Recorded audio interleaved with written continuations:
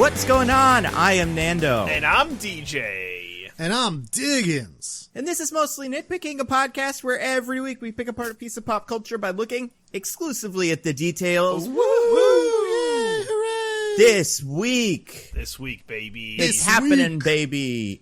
We're releasing the Snyder cut of a movie that's different, but made by him, and it's essentially the Snyder cut, as far as you know. This podcast is going to be 5 hours long, and will feature several teases about our next podcast. I hope not. I really Very hope likely. I mean, hey, this is like one of the few times where if we did go for 5 hours, it wouldn't be that bad. I'd get really That's hungry. true. Yeah, me too. Hunger might be the thing that stops us from talking about it, and the fact that we'll get into it, I guess. I mean, hunger like a zombie movie, you know? Hey! You're hungry for brains. For brain- or whatever these zombies are hungry for. These zombies don't seem hungry for brains. They just Not seem at all. hungry for that nice, thick man meat. Mm-hmm. Yep. Who doesn't love that nice thick man meat? Mm-hmm. What if there was a zombie movie where the zombies just wanted to eat everybody's dicks? That'd be kind of fun. You know? That's a pitch. If that porn parody hasn't been made, then I'll I will buy DJ a Knicks jersey and then eat it. I mean, listen, we wouldn't do it like a porn parody. It would be very, very standard, like, movie where all the men are, like, living through a zombie apocalypse, just worried that the zombies are going to try to bite their dicks off. And, what if it's like the zombies aren't like decayed, undead things? They look like normal people. So it's every time you see a new person, you're like, are they going to bite my dick off?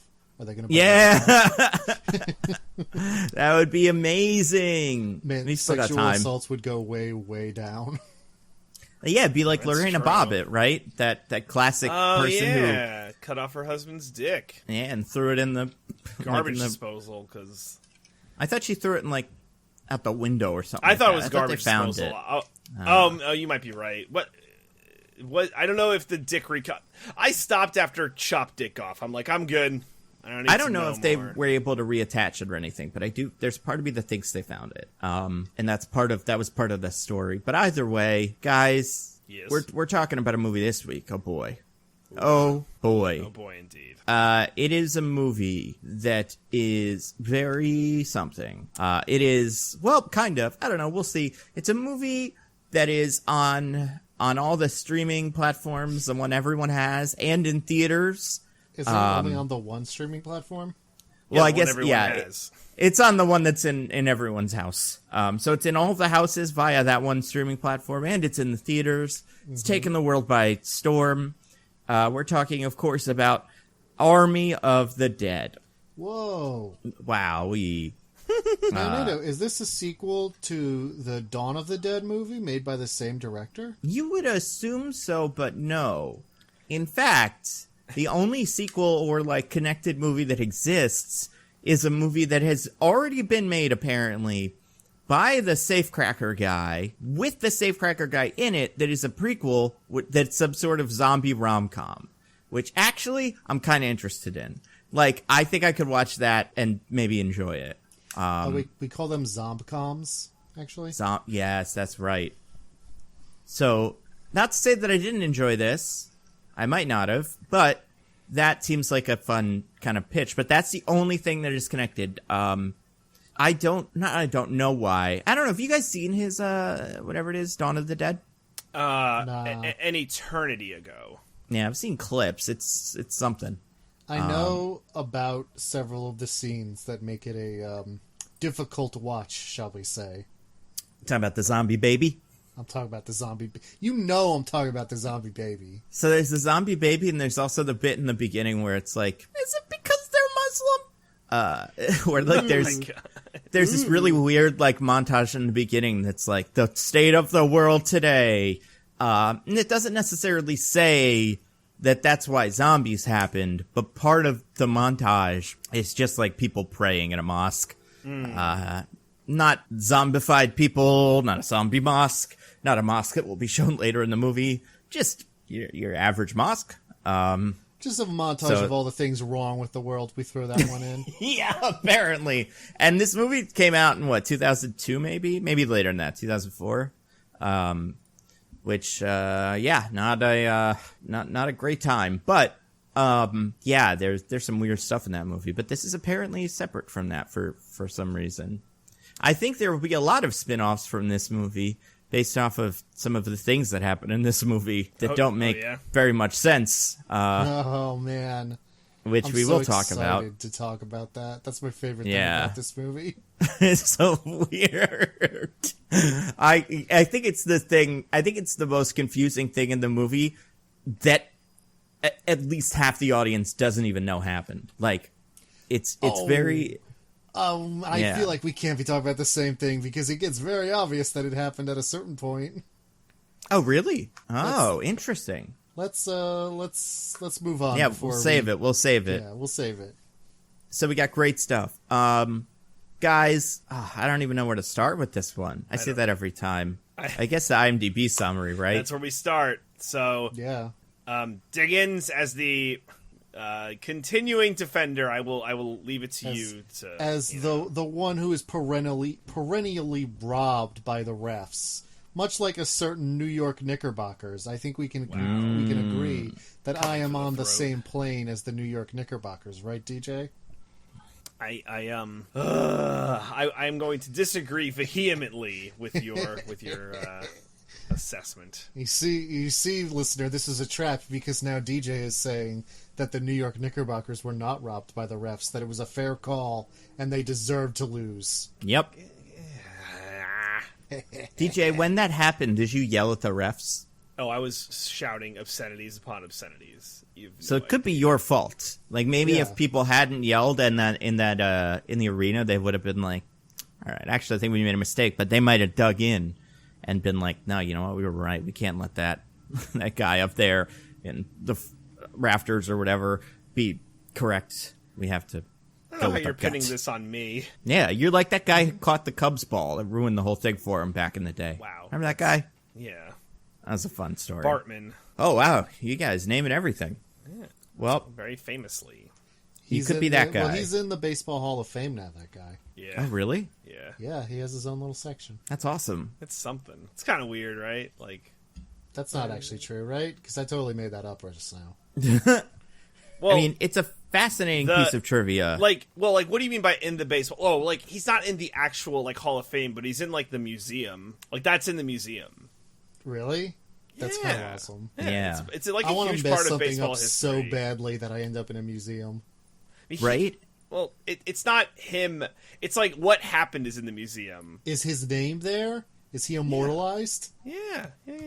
Then yeah, I want to do that. I want to mess something up so bad that people study it later. For people that don't know, there was a playoff game where the it was a World Series game. It was like huge. Oh, it was World Series. Okay, yes, back in the day when the Cubs were the World Series, like, you know, they were in an insane drought, and it was, you know, they were the sob story of baseball. And because baseball is really weird, one guy in the crowd was able to catch a ball that the player on the field also could have caught. Mm-hmm. And that influenced the game in an insane way. And everyone hated that guy forever. That's all I got. I mean, yeah, and it's pretty accurate. And also, like, of course they did. Yeah. I mean, but also, like, I don't know, ball's coming your way, you go for it. If you're a player, you not instincts. If you're a guy. I think that there should be people and more spots on the field who, if they catch it, then it means that the other players just don't get to have it. Yeah. I think there should be a more adversarial relationship with the audience. That'd be so interesting. Like how Spike Lee gets up and yells at the Knicks during the games and stuff. There should be more people allowed to do that. You should be able to swat, like kind of how the people have the big, you know, the things you make noise with behind, behind the basket, and your job is to distract them. Yeah, there should be a little bit more of that in all games, but definitely in basketball because it's the one where people are literally sitting on the court. I have to say, I loved the close up on Spike Lee's incredulous face when the Hawks won. Yeah, it was incredible. Yeah, that was. It's not his cup of tea. He was very unhappy with that. Speaking of not my cup of tea, DJ, let's talk about Army of the Dead. Right. Diggins, you got the. Wait, are you going first or second? Diggins gets to pick. Okay. I'm going to go first. All right, do your thing, man. Okay. A team of zombie hunting veterans led by a short order cook named Scott are sent back into the ruins of Las Vegas, of zombie infested Las Vegas, for one last job. The heist of a Las Vegas casino. All right, Nando. Okay, after a zombie outbreak destroys Las Vegas, a team of mercenaries, or whatever the fuck they are, I still don't know, a ragtag group of people have to fight their way to get $250 million sitting in the vault of a casino, Vegas casino, before the city is destroyed by a nuke. I think Nando should instantly lose for getting the amount of money wrong. Was it not $250 million? How much was it? It's just $200 million. Okay. All right. At least I tried. This is impossible. I think Nando should also instantly lose for clearly just trying to hit as many keywords as possible to game the system. I feel like you did a very similar thing, Diggins. I haven't even made my ruling yet, and you're just like trying to Spike Lee mess with the refs or DJ mess with the refs. Okay, so Nando. Yes. You started off incredibly strong, and then it just fell apart. Diggins was more sporadic, but you hit like more of the things that you should have hit. I almost want you to both go again. I mean, you could do like some sort of tiebreaker if you want, that you can decide based on the IMDb page for whatever reason. All right, that you can pick whatever you want. I want you to just both of you to add one more detail that you both missed that's in here, and then I'm gonna make a call. Okay, I got it. Okay. I've got one too. Something about reconnecting with his estranged daughter. Something along those lines. That's what I was going to say, so I'll pick something else. I'm going to say it's a new kind of zombie, or something like that. No, you're both way off. Oh. Damn. That they're hired by a mysterious casino owner who wants the money from his vault. I'm gonna say that they have to. I'm going to say one of the details is that Vegas has been quarantined. You son of a bitch, Nando, you got it. Woo! Oh, come on! I was going to... Here's the other one I was going to say was that... what was the other thing I was going to say? I was going to use the word heist. I don't think either of us did that. Diggins did. Diggins did use the word heist. Okay, good. It just wasn't... It wasn't enough to... So, I'll read it. So... Following a zombie outbreak in Las Vegas, which, Nando, you said almost word for word. Yep. A group of mercenaries... I got mercenaries, too! Wow! take the ultimate gamble. Oh, venturing into the quarantine zone to pull off the greatest heist ever attempted. Interesting. So Diggins, you were more all over the place, but you missed Outbreak. You called them just like a rag, like you didn't say mercenaries, like hired guns, I think. You had a lot of details that weren't. I think Diggins called them zombie page. killers or something like that. Yeah, something like that. But you did say heist, Diggins, but it wasn't enough. That quarantine zone was the one part that was the missing puzzle piece. I'm really sorry, Diggins. That was this close to gamble of a lifetime. I mean, much like the New York Knickerbockers, I'm just going to have to accept losing 4 times in a row. I need to. Oh my god! I need to be honest with you, Diggins. If Nando had not said mercenaries or Outbreak, you had it in the bag. But the fact that he hit Outbreak and mercenaries basically made it a tie. And then, So what you're saying is, much like Trae Young, you're going to reward his bad faith strategy of just hitting as many keywords as possible, even if he's not making a coherent sentence. I mean, hitting keywords, that's all. Some of these are just a bunch of keywords mashed together. Honestly, some of them are just a bunch of clauses that are a bunch of guys, lots of men, tons of guns, fun in the sun, Vegas, baby. Here's what I'll say, Diggins. next week when we do whatever movie that we're going to do, Nando will be the judge, and I think it's up to you to suck up to him as much as you can between now and next week to get this W. That's what also, I think. I want everyone to know who's maybe confused about all the sports references we're doing and thinking, like, since when does Diggins like sports? I want you to know that I'm using the 1% I know very judiciously to make it sound like I know what I'm talking about, which is a thing I'm very good at in general. If it ever sounds like I know what I'm talking about, that's probably what I'm doing. But that and to knife me in the heart, like, it's weirdly both. Yeah. I'm very efficient like that. Yeah, I mean, Diggins likes sports exclusively out of spite, kind of. That's true. Spite sports for Diggins. It's pretty accurate. All right. How does this work? Do I go first then or something? Yeah, well, you get to set the terms, Nando, so I would say all right. Like to go the first. Terms are this. I go first. Okay.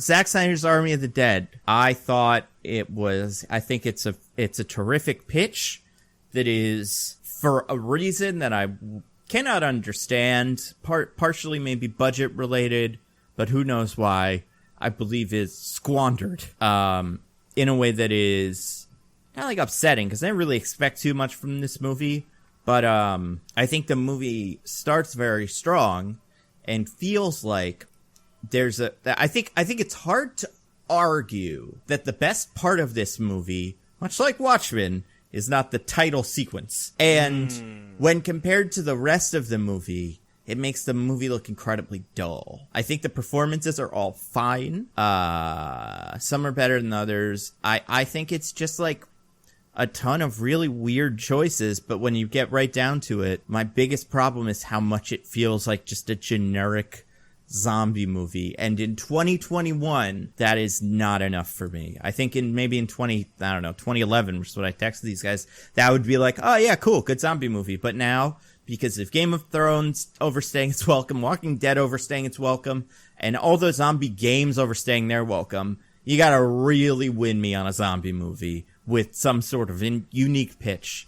And this movie did not work in that way for me, which is a shame because I didn't automatically dislike it for any specific reason. It just wasn't there. That makes sense. Diggins? Yeah. I think you're next. Sure. I would say that this is definitively and without question the best movie Zack Snyder's ever made. Oh my gosh, there's no way. I don't know. That's tough, but maybe. I think it's possible. Now, that's not to say it's amazing. It's not. But you know what? It's pretty good. I actually kind of like this one. It's very stupid. It's extremely stupid. But it's stupid in a fun way. It's not stupid in a grim, self-serious, self-important kind of way. It's just like being goofy and having some fun with it. And I don't know, if you apply his nonsense, his overstuffed visual style, his extreme indulgence in his own proclivities, like slow-mo and weird pop covers slowed down and all that kind of stuff. You apply that to a movie that's just being silly and doesn't think it's the most important thing in the world with a serious thing to say. You know what? It's not bad. That being said, I, unlike DJ and Nando here, actually saw this movie in a movie theater. Which was my first time in a movie theater since the pandemic started. So first time since last March, over a year. And it's very possible that contributed to my enjoyment of the movie, that finally having the theater experience back. And this is a kind of movie that I think really benefits from the theater experience, where it's just like big and dumb, being able to like turn to your friend and like giggle about the stupid thing that just happened. Like really helps, being with an audience where everyone laughs when the big dumb thing happens. So that might be why I have more positive feelings than Nando does, and maybe DJ, we don't know, he hasn't gone yet. I'm willing to admit that might be the case. I just missed theaters, and being in a theater seeing a movie just made me happy. But I can only be honest about my experience, and my experience was this movie's pretty good. All right, DJ, what about you? What'd you think of Zack Snyder's Army of the Dead? Not a fan, guys. Not a fan. I find that last comment interesting, Diggins, if not somewhat compelling, because I could see how the in-person experience would add. However, I did find the movie so technically baffling that I find that, like, I'm surprised by that, because I feel like if I saw this on the giant movie screen, my brain would have been leaking through my eyes, because that whole movie, I just felt like, oh my god, I can see the sweat glands of every single character. Like, they are in my face. The characters were not socially distanced from my eyeballs. They were right fucking there. So not great, but I didn't care for it. First of all, it's too long, and this is not the DJ needs every movie to be 90 minutes thing, but the movie seemed to have kind of ideas what it wanted to do, but it executed on basically none of them. So there was an idea for a movie. I to Nando's point about the opening sequence being, more interesting than the whole movie, I don't know why Zack Snyder didn't like that movie, and it was a shame because I'm kind of tired of the whole zombie thing by now, but I like the premise. I'm like, oh, a heist movie where they're going to break into a vault, but also zombies? I'll take it, but that's not what the movie is even a little bit. So I was just kind of felt there, like, not confused, but just not even let down, because I had no expectations, but I wanted more from it and didn't get even close. So it's just kind of left with like a big old meh, in my opinion. So yeah, I didn't really care for it. I found it more boring than anything else. Like, it wasn't a catastrophe in the way that some other Zack Snyder projects have been, but it was just kind of meh. So that's my takeaway. Interesting. So 2 yeses and one yes and 2 not reallys. It wasn't bad enough for me to hate it. I do find that, like, being there, because you know what, to your point, Diggins, a lot of the movie is pretty funny and, like, fairly enjoyable. Like, I did chuckle a lot, but I don't think that means that Zack Snyder did it, boys. Like, I don't think that at all, for sure. I think most of my chuckles came in spite of the movie. Oh, interesting. When a character said, like the great Joseph Campbell said, I think my eyes rolled over in my head so far back that they made me laugh. But yeah. I don't think that's the movie's job. And I think, I don't know how I would take that line in a theater or lines like it. If I would go, oh my God, or if I would be quiet to not annoy the audience that's there to enjoy it.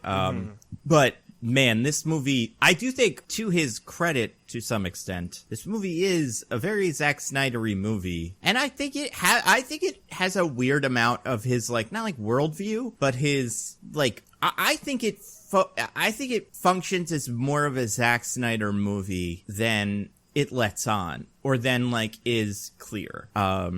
At first glance, because some of the choices he makes are very, how do I say, like, nihilistic. So I don't think that's exactly what he is, but pessimistic, maybe. Okay, I would say, in a way that is unusual for movies in this genre, either of the genres this movie is in. Right. Which I think is the weirdest part to me. And I agree, DJ. The focus on this movie is insane. I still don't quite understand what he was going for with this incredibly shallow depth of field. Like, yeah, no, that did not look great. Do you think, part of me thought maybe after the fact it was done to make Tig look better? Oh, like my gosh. Make the blending of those. Man. I don't completely, but I think that's part of it. That could be part of it. So if you can't see the background as much, it's less clear that something has been added or taken away. I want to say, so if you were not aware, Chris D'Elia, is that how you pronounce it? I believe that's so, right. Yes. Was supposed to be in this movie as a character, as the helicopter pilot character, but after it came out that he is a creep and maybe a rapist, I think. Yeah. I mean, it's definitely just implied that he's some sort of predator in a sexual way. Just let me sprinkle some allegedlys over that. Yeah, sentence. Exactly. Allegedly. If you don't believe it, go watch the video where he learns that you can save Snapchats and look at the look on his face and try to be like, oh yeah, that guy doesn't have any skeletons in his closet. that he thinks might be on those saved Snapchats, because that video is one of my favorites. Anyway, he was removed from the movie. However, they had already finished filming at the time, so his character was completely digitally replaced with Tig Notaro, playing the same character. They did some reshoots, obviously, and they did some shoots with Tig Notaro by herself, but mostly they kind of like digitally put her in scenes where he was supposed to be, which, if you were my friend who saw this movie with me and didn't know that had happened, looked pretty good, and like you really didn't notice. It was actually very well done. But if you were me, who did know that had happened, every time we're in a group shot and then we suddenly have a close-up on Tig Notaro adding her reaction that no one says anything to is hilarious. Yeah, it's true. I mean, I'll give it to her. I've always been a fan of Tig. I can't quite figure out what how aware her character and her performance is that this movie is kind of dumb. I think this movie, when it's working, works as a schlocky zombie action movie. Mm-hmm. And I think in that sense, her character is the most committed to that. Which is just to say, I cannot imagine how fucking boring this movie would be if Crystalia was still in it. Yeah, it's true. It would just be like, oh my god, he's not very good in general. He's not an amazing actor, but I also don't think, I think he would try to be more cool. Mm-hmm. And maybe that would also lead to some interesting scenes and it would kind of be funny to watch this guy smoking a cigar in a way that he thinks makes him look like, Wolverine, but man, it just probably would have sucked. So it's besides all the other reasons, it's pretty good that he's ain't in it. Yeah, that's fair. But yeah, I think the shallow depth of field has to have been at least partially, I think it was probably something that had always been planned. But I also think if that's the case, it must have made it a lot easier to add Tig. But it's a shallow depth of field, except most of it is in front of, it's either in a hallway or in front of what is definitely not a set. When characters are in focus and then everything behind them is insanely out of focus and it's the Vegas skyline, that's not there. So why do that? I still don't quite understand what he was going for with it, which is why it stands out to me in such a way. Because he thought it would look cool? I guess so, yeah. But he's never done it before. I feel like his visually, he seems to lean towards ultra detail, in stuff his Batman and stuff, but also 300 and Watchmen. You could see everything in those shots. So everything, all the dicks, so many dicks. I wonder if it was just to give that maybe to be fair, isn't this the first movie that he's been a director of photography for? Yes. So maybe that's it, because he's not he's never been responsible for this, and maybe this is what he wants. I think that's possible. Maybe he's not a good director of photography. I'm not saying that's the case. I'm just saying maybe that's what's going on. I mean, it's a skill set that he has not up until this point proven he has. Mm-hmm. It's if he tried to write the script, I mean, he always does, but if he tried to write the music for the movie and it wasn't any good, you'd be like, yeah, I mean, maybe he's just not that great at it. I don't know. Right. He doesn't have to be. But so I don't think it's a huge dig at him, but it's quite strange. But let's talk about the movie. We kind of got into what the movie is about, kind of. Yeah. How does it start? I don't want to go over the intro. I think the intro is fascinating as a microcosm for this movie. The intro, as Nando intimated, might be the best part of the movie. I honestly might. There's only one part of the movie I might hold up as better, and that part is better because it's so incredibly stupid that I was delighted. Okay. Oh, I'm curious as to what that is. I really think it has to be obvious. But anyway, the intro. Yeah. So we open with a military convoy from Area 51 transporting something. They don't know what. It's totally classified. They have no idea what they're hauling. But When they are near Vegas, on the streets is also a young, newly married couple on their way to their honeymoon in Vegas, starring Nicolas Cage. If only. I wish. And the wife decides that she's so happy about this whole situation that she absolutely, positively needs to get down on that dick. Yep. Can't blame her. Guy's a stud. Oh my god. I mean, it is. I just, if you have to whittle this movie down to one thing that causes all of the problems of the movie, I love that that's what it is, because it's so, like, tacky. Mm-hmm. It's like, what if there was a zombie outbreak because a woman had to suck a man's dick in a really specific situation that caused a zombie outbreak? Yeah. Because they were doing it on an abandoned road near Vegas with a military convoy that headed the other way, and also their car was just packed with barrels and barrels of nitroglycerin. Because the second they do head-on collision with the head of the military convoy, and like the second the cars make contact, just gigantic explosion. Yeah. It should have bounced off like a pinball. Like, that was insane. Yeah, I mean, so. they would have died, but like this was a huge, like, armored military truck. It should have just barreled right over them. You think we're gonna find out in some spin-off or something that was like, aliens that had shapeshifted into the form of humans to destroy this convoy or something? That'd be pretty good. Because I have a feeling there's a lot of bullshit in this movie that the movie didn't want to explain, and it has decided will be explained in some sort of follow-up something. You think? I do. I tend to think that. And I don't think that's necessarily one of them, but I do think if the internet decides that is, Zack Snyder will reflexively make it part of it. Yeah, like when it's like, actually, those two characters did love each other, even though there was no evidence for it in the movie whatsoever. But that's what happened, folks. So yeah, there'd be a whole spin-off movie explaining why those two people are packed with C4 or something. Like, they just, yeah. Oh, man. Do you think maybe they were just driving the world's densest car from Fast 5? Oh, maybe. Maybe. Didn't consider that one. Might as well.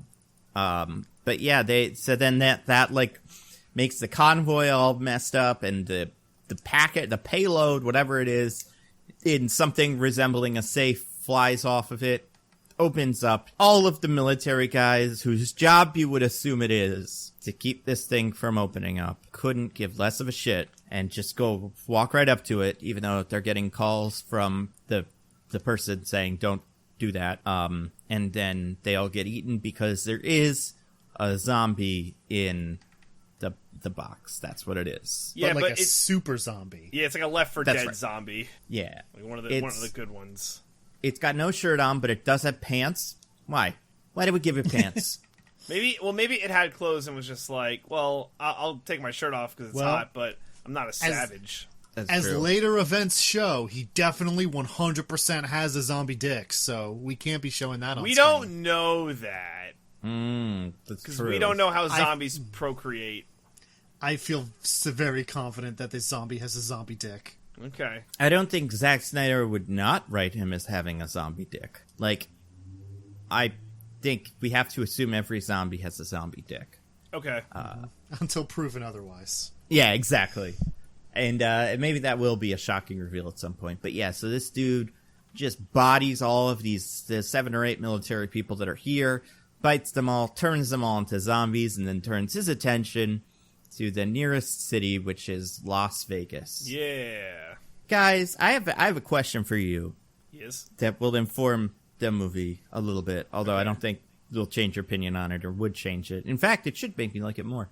How do you guys feel about the city of Las Vegas in general? Oh, what a question. Right? I mean, I think it's a fun place to go, but, I'm sure it's filled with a lot of horrible people. But I've been there, and I don't like to think of myself as a horrible person, so maybe I'm just like a crazy hypocrite. Maybe. Diggins, have you ever been to Vegas? I've never been to Vegas, so I don't have any first-hand experience. I've only got, like, the way it's depicted in media to go by. I mean, on the one hand, I think if I don't think there's anything wrong with if you like to, you take a bit of money, you go, play a few hands of poker, you go play some blackjack, you spin a few times on a roulette, just, have a little fun gambling. Like, I don't think there's anything wrong with that. I do think that Vegas casinos are places designed to turn you into an addict and steal all your money from you, and that's bad. I don't think the act itself is any problem, but it sure is filled with people who want to make it a problem. Accurate. That's a good point. What about you, Nando? Yeah, it is my least favorite city in the United States. What? I was thrilled watching it destroyed. Now we know why Nando asked this question. He just wanted to get here. Well, I was wondering, like, that was their intro where it was like Vegas, like the title sequence. Not only did I enjoy it because artistically it was the most interesting, and I think thematically, or at least like aesthetically, it lent into the Vegas thing more than any other part of the movie does. I was also just like, yeah, get it. Well, get that big stupid Eiffel Tower down. Go for it, zombies. Wow. It deserves to. I mean, listen, I've said it before. I've been to Vegas twice, maybe. And I think it's incredibly tacky. If you're from Vegas, I don't blame you for being born there or whatever. Yeah. And if you work there or live there, I don't blame you for working or living there because it's a place to work or live. But man, like Vegas casinos and all this like Vegas, like all the romantic images of Las Vegas, I just cannot stand. I describe it, if you've never been there, it's like if Disney World was a mall designed by New Jersey. It's just, it's trying to be like this fun playground, but really it's mostly stores, and it's all just like the tackiest place. I don't know. I cannot. And that's why this should appeal to me. A movie where Vegas is just destroyed, and then like I would assume, considering that it is a zombie movie, some point about Vegas is made.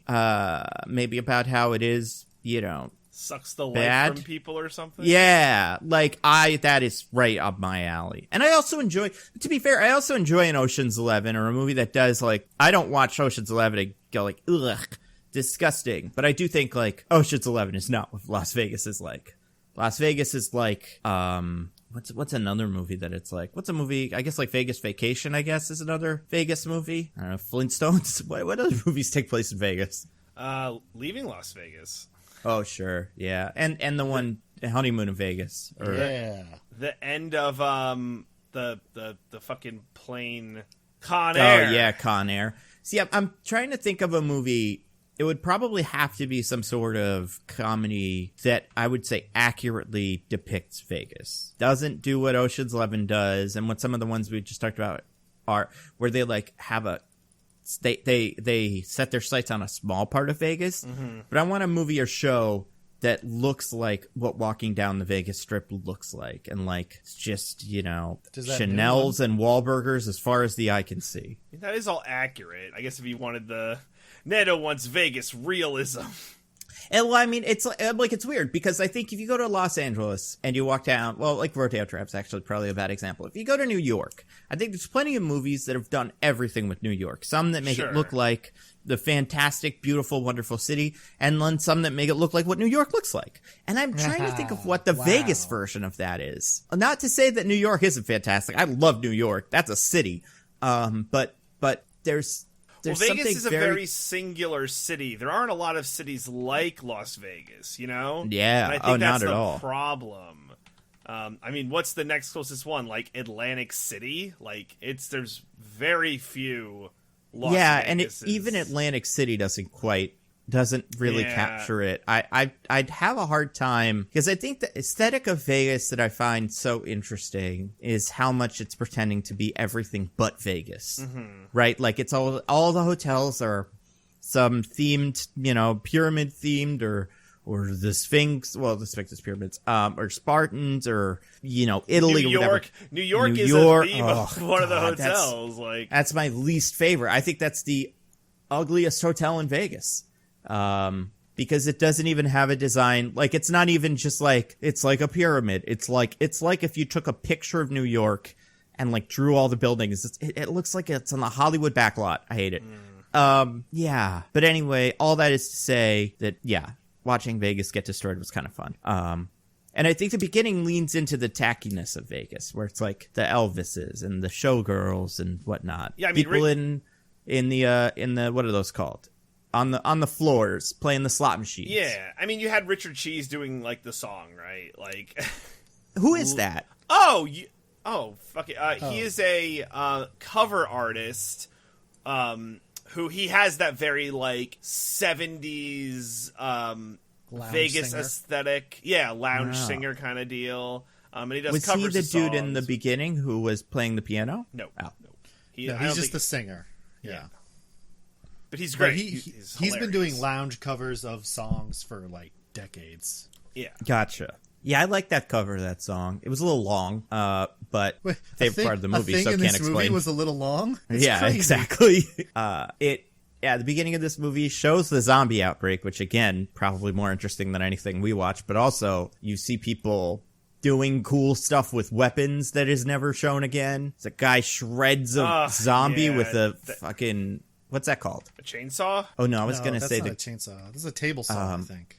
Yeah, it's like not like the Jaws of Life, but it's one of those things. Yeah. Yeah. And then there's the woman who jumps in the tank and just starts using like a giant gun to rip a zombie in half. Just cool shit. Yeah, I get that. I get like that as an appeal. Like, would you have rather seen that movie that Zack Snyder like refused to make? I mean, it's a different movie, but I mean, for sure, I'd rather see a movie. The only part of it that bothers me is I don't think that movie. I wouldn't watch this movie and then go like it should have been a movie where Las Vegas gets overrun by zombies, unless you show me the trailer for that movie within your movie and then go and do something less interesting afterwards. Like the movie cannot contain a pitch for a more interesting movie. That always loses me. Interesting. But yeah, there are some fun shots in there too. The one where the guy parachutes down to the zombies. Yeah, that was good. It's great. What was that guy's plan, huh? Oh no. Oh, my guess is that was like an accident that he like had to eject for whatever reason, and then sucks. That's where you land. I'm gonna say the army was like, "You're jumping out of the helicopter or jumping out of this plane, and we're gonna parachute in. We're gonna shoot them all." And then this guy was like, "Are you sure?" And they were like, "Yeah." And maybe he was like, "Yes, sir. Let's go shoot some zombies." Then he jumped out of the plane and was like, "Oh, wait a second. There's no way I'm gonna kill them all. So I'm just gonna land and get eaten by zombies." Like that would happen. Yeah, but we also get introduced to some characters in this bit. Yes, that's true. Most of them even vaguely. Things that have the appearance of characters. Things in the general shape of a character. Yeah. Vin Diesel, or not Vin Diesel, Jesus Christ, Batista, a Vin Diesel type, if there ever was one. How dare you? Batista is a way better actor than Vin Diesel. Sure, but he's playing Vin Diesel in this movie. He's talking about family. But and also, is he? Vin Diesel has such good comedic. You look at Batista, not Vin Diesel. Wow, Batista has such good comedic timing. You watch him in those Guardians of the Galaxy movies. He is so keyed into the exact right beats to play Drax. Like I just think that's him. I don't think he's like acting. Like I just think he's like not in on the joke, and he's like, yeah, this is what I'm gonna do. Oh, Batista. Yeah, he seems like a smart enough fella. A moron. I'm not. Whoa! I am not saying that's the case. How dare you, sir? How dare you? Batista, come get DJ. He thinks you're dumb. Break him in half with whatever your wrestling moves are from back in the day. I forgot what his finisher was. Yeah, I don't know. Something silly. Some kind of like power bomb, power slam. Probably. Yeah. Honestly, that's probably what it was. Was not clever. I guess I don't think he's as bad as Vin Diesel. I think this character is as underwritten as a Vin Diesel character tends to be. No, I've also got nothing against Vin Diesel. I enjoy a good Vin Diesel movie, and I think he is funny when he has to be funny sometimes. But yeah, his character. What did we say his name was? Oh my god, Scott something. Scott, generic man name. It really is like the most generic fucking name ever conceived. I can't even remember what his last name was. I know it was Scott, but that's was Scott the last name? Is that possible? No, because his daughter calls him Scott at some point. She wouldn't call him his last name. That wouldn't make sense. That's my name. Whatever this guy's name is, it's probably something. Yeah. I don't know. Alex Scott. Adam Scott. Scott Adam. Scott Strongman. Scott Batista. Scott Protagonist. Ward. Scott Ward. Scott Ward. So what is his deal? We get a little bit of an introduction to him in this, but then we also, I'll say Mr. Tanaka explains who he is to him. What's his character's background? Well, I don't think we know before the zombie outbreak, but like he got the Secretary of Defense like out of the city, which commendable. I think he's like a special forces guy or something. Sure. No, he was just a cook. He was he was a food truck operator. No, I thought that was like the goal. That was the dream. I think he was a special forces guy who retired, became a food truck guy. Vegas zombie happened, went to fry cook. I think he has some sort of vague military background. I am reasonably certain that he does not have a military background. He's just some guy. He's just a guy? Well, how does he know the zombie killing crew then? Yeah. Because they all killed zombies together during the outbreak. But how is he so good? How does he do guns so well? Because he did it a lot. That's the whole point of this intro, is that these guys were just regular people who happened to be in Vegas, and they got really good at zombie killing because they had to. I feel like at some point someone says, like, a special forces guy. Yeah, he's like, something doesn't just become a cook overnight. There's no way he's just a guy. That thing he says is about him having hauled the Secretary of Defense out of Vegas. However, I'm reading this Wikipedia summary, and it does say ex-mercenary Scott Ward, so I guess he was some special forces guy. It's something like that. It's super vague, and the movie doesn't really have any interest in explaining it, which is fine. Yeah, they don't really care. But he is like tough action man in a job that is like, he's flipping burgers. He's got little glasses on. It's great. It's very cute. He loves putting glasses on. Any movie where Batista wears little glasses is instantly at least good. Yeah, that's fair. I don't disagree with that assessment. What's your movie, Spectre? Where are we drawing the line? Does he wear little glasses in Spectre? I don't remember. I don't think he does. I don't think he does either. I think he has little knives on his hands that kill glasses. I think that's his like gimmick. Like gouges your eyes out. I don't remember that movie. Ugh. Maybe we'll do that before James Bond: No Time to Die comes out, if that ever comes out. Yeah, November or something. Something like that. So this Scott guy, he is in a movie where he is a mercenary. So his character has to also have a heart of gold related to some sort of estranged family member. Yep. And in this case, it is what is she? His daughter. His daughter. Was he married to her mom? I think so. Okay. I feel like there was a level of like separation there that made it feel like he was her stepfather or something. I don't remember why I think that. Well, he did call her Scott, but I think it was just because she was mad. I agree. I kind of got that impression at some points, but yeah, I think that was just supposed to be them being like, they're really estranged. She's mad at him. They have a cold relationship. Fair. That makes sense. So then, that's his whole deal. He is flipping burgers, and then he is met by a man named Mr. Tanaka. And he is some sort of guy, some sort of like hotel magnate, a Scott Wynn type, I guess, or whatever that guy's name is. And Bly Tanaka is his name. And what does he do? He's just a casino owner, right? That's like his whole thing. Well, yeah, but like, what does he do in the movie? What does he? He's like how does he drive the plot? Yeah, he is the payer to the heist crew. He's like the client, I guess, is like the technical term. So he's the client. He let Scott know that he had $200 million sitting in the vault of his casino when the outbreak happened. And he's already gotten that paid back from his insurance. But if they could recover that money, then it's essentially a double payout, and like there's no record of it. So, you could just do whatever with that money. Isn't that true of like normal money? Don't worry about it. That's true. Cash in general, yeah. So he's like, "Hey, go get it for me, and you can have 50 million of it." And he's like, and he should be like, "Why don't I just go get it myself? Now that you said that, and then I get all of it. Why do you need to be involved in this at all?" Well, Mr. Tanaka is helping him by giving him the codes to the safe that he owns. No, you would have to not assume even that much. What? Oh. It's his safe. Yeah, you'd think that would be helpful, but it's got a combination. It's not even like an electronic safe. It's got little dials that you turn, so you would assume there is a number that he knows. It's written on a piece of paper near his computer or something. Now, later, when they are trying to access the safe, it is mentioned that it has a system that generates new codes every day. However, you'd think that that system would have some kind of logic to it that he could tell them that would make cracking it very easy. Yeah. Or you would assume that, like, there's a fob that he has. That someone has. There's a person that is getting these numbers. Otherwise, you have to crack the safe every time you want to open it. Like, it's baffling. It's not even like they have to find the fob. It's just no one knows. Mr. Tanaka loves a challenge. Yeah, he's like, he's bored, I guess. I don't know. So he gives Batista the blueprints for the safe, or the whole hotel, I guess, which is helpful, and says it's going to be destroyed by a nuke in 4 days, so you have to assemble your crew. Yes.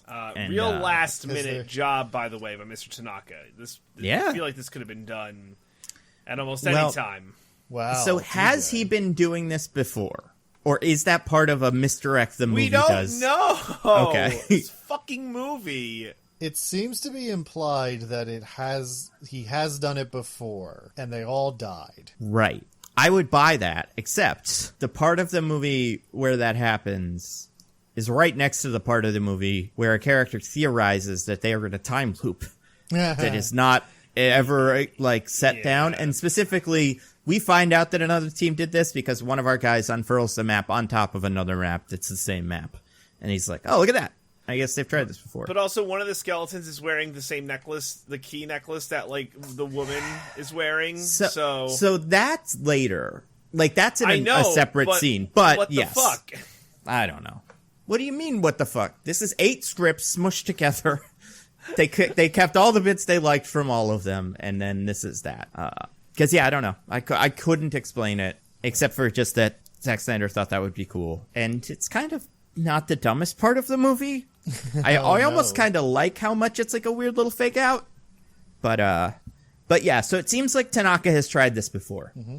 Also, they only have 4 days because the President of the United States has decided that they are going to nuke Las Vegas at sundown on the 4th of July. Is it Trump? They never say that. They never say that. But there's like a Trumpish figure. It's like, actually, it'd be really patriotic if you think about it. Like, it was exactly how he talks. He said it'd be really cool. But that could also be George Bush, George W. I feel like you could get that out of a couple of presidents. Also Clinton. I think there's a couple. I don't necessarily think that's an Obama quote. I could even see that as a Biden quote. Not completely. He's not the first choice that would come to my head. It felt Trumpy. I did feel Trumpy. I will say this movie was written and shot during the Trump presidency, so, you know. That is true. So, all right, who are our characters? Who do we get? All right, we got. Oh, there's so many. I have a list. Let's each. Oh, I was gonna say we could each say one, and we'll see how long it takes us to run out and forget about all the characters. Okay, we could do that. I haven't looked at the list in detail. I'll start. The guy with the saw that he never uses. That guy. Okay. His friend. What's from his name? Before. Who the fuck knows? Yeah. Gotta give do you his know? Name. I don't know. What is it? Vanderho. Oh, okay. That's pretty good. I'll go, or Diggins, would you like to go next? Make it harder for me. Sure. The first person he actually recruits is his old buddy / maybe love interest. Don't worry about it. Big fat maybe, yep. Maria Cruz, who was a zombie hunting buddy back in the day, and she's a mechanic now, it looks like. That never comes up again, so don't worry about it. It is just like the scene from MacGruber where he recruits his guys, and it's just like they're all doing the most cool, tough thing you could possibly do, including one of them is just like doing mechanic stuff. But in MacGruber, he kisses his boyfriend, so MacGruber crosses him off the list. It's a very funny movie. But in this, she's just like giving car advice, and he's like, you gotta do a job with me. And she's like, all right. Okay. Say so. I don't know. Might as well. What do you got, DJ? Who's your next one? Also, the one I introduced, the Vanderho, he is working what seems to be a pretty decent job that he does not hate, as far as we could see, at a nursing home, doing some sort of like therapy, water therapy for the logic he gives for why he agrees to it is insane. Yeah, I don't remember what is it. So he says he's like, oh, I don't know, guys. That was a bad time, and you know, back when we were killing all those zombies, I didn't think about all the people that they used to be before they were infected. But now, every time I go to sleep at night, I see their faces in my dreams. I'm haunted by all the people I've killed. Maybe if I went back and did that more, that would help. That's like so almost stupid. Verbatim what he says. Yeah. All right, I'm gonna give my character. All right, yeah. Who's yours? Well, so I'm gonna go. I guess I'll go in order of recruiting if I can. So I believe next on the list would be Tig Notaro, the pilot. Yeah, she actually might come before Vanderho. I can't remember. Yeah, I'm trying to go in order given the constraints that exist. Okay, so, yeah. Tig Notaro. And by the way, so I found this interesting. When he's recruiting, he tells them the job, and it's like, $50 million. But then when it gets to Tig Notaro, it's like, would you like $2 million to do the thing? And it's like, wait, is it the biggest crew of all time? And then no, it turns out that not everyone gets an even cut for whatever reason. They explicitly say that earlier before they go recruit everyone else. When he's talking to Cruz, the first person he recruits, he tells her the whole thing. She's like, $50 million. How are we going to cut this up? He says, I figure $15 million for me, you, and Vanderho, and then the rest of them, we'll see. No one's got to know how big a cut we all take. That's right. So Tig what's her deal? She's the grizzled veteran of the movie who is a pilot, which, by the way, grizzled veteran for Tig Notaro is just, great. I'm some great energy here. Easily my favorite character. And, yeah, she's like, I hate my life. I hate my job. Maybe $2 million will make me happy. Let's do it. And I'm like, I can relate to that. Yeah, that's fine. Better hope your bosses don't hear this podcast, DJ, or else you're getting fired. Oh, I'm sorry. I meant I can relate to that in the sense that, I get where she's coming from. I don't feel those things. I do think $2 million would, maybe make me happier, but, yeah. Fair. Next up, I want to say is... I don't remember who's next, but one of the next ones is... I think one of the next ones is the safe cracky guy, who is some sort of German... I don't want to say fancy man type, because that's not quite what this guy is. He's just not what they are. Dieter. Whatever those guys are, he's different. Yep. Kind of poetic, I guess. I don't remember his name. Do you guys remember his name? Dieter. Oh, yeah, that's a pretty good name. They say it a lot. They probably say his name the most, besides Scott! Oh, are you kidding me? What about Gita? Gita, where are you, Gita? Gita. Nothing against the name Gita. Everything against Gita. And how many times they scream it at Gita. More against the character that's screaming Gita most of the time.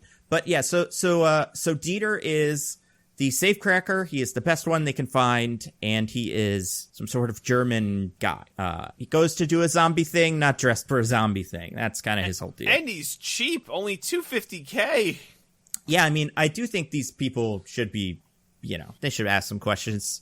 They could get more out of him if they, I think, push back a little bit, but I guess they just don't believe in themselves. I like this character enough. I remember when I saw the poster, or saw the first trailer probably, I was like, oh, this guy is going to be like the flight attendant in Snakes on a Plane, very flamboyant and stuff. And then the twist will be that he has a girlfriend or something. But that's not what this character was, so that's a step in the right direction. Who's next? Is weird. Well, I believe it's... Nando, it's your turn. No, Nando. I just said that one. Diggins. I mean, who's next on the... Yeah. And who's next is actually who is before Dieter, because you went out of order. I did, yeah. Which is Guzman, who is a social media influencer who has viral videos of him killing zombies. So he is not an old member of the crew. They've never met him before. But he just shows up and is like, hey, you want $500,000? And the guy's like, yeah, cool. I'll kill anybody for $500,000. Yeah, I guess what they think with this guy is he's killed zombies before, so he won't mind doing it again. He isn't scared of them, and he can handle himself with a gun. It's this whole deal. I don't know where he's killed them before. He does not appear to have gone into Vegas before. I think maybe he hangs out in the quarantine zone and just gets some stragglers. I don't think he goes in. I don't think he's ever been in Vegas.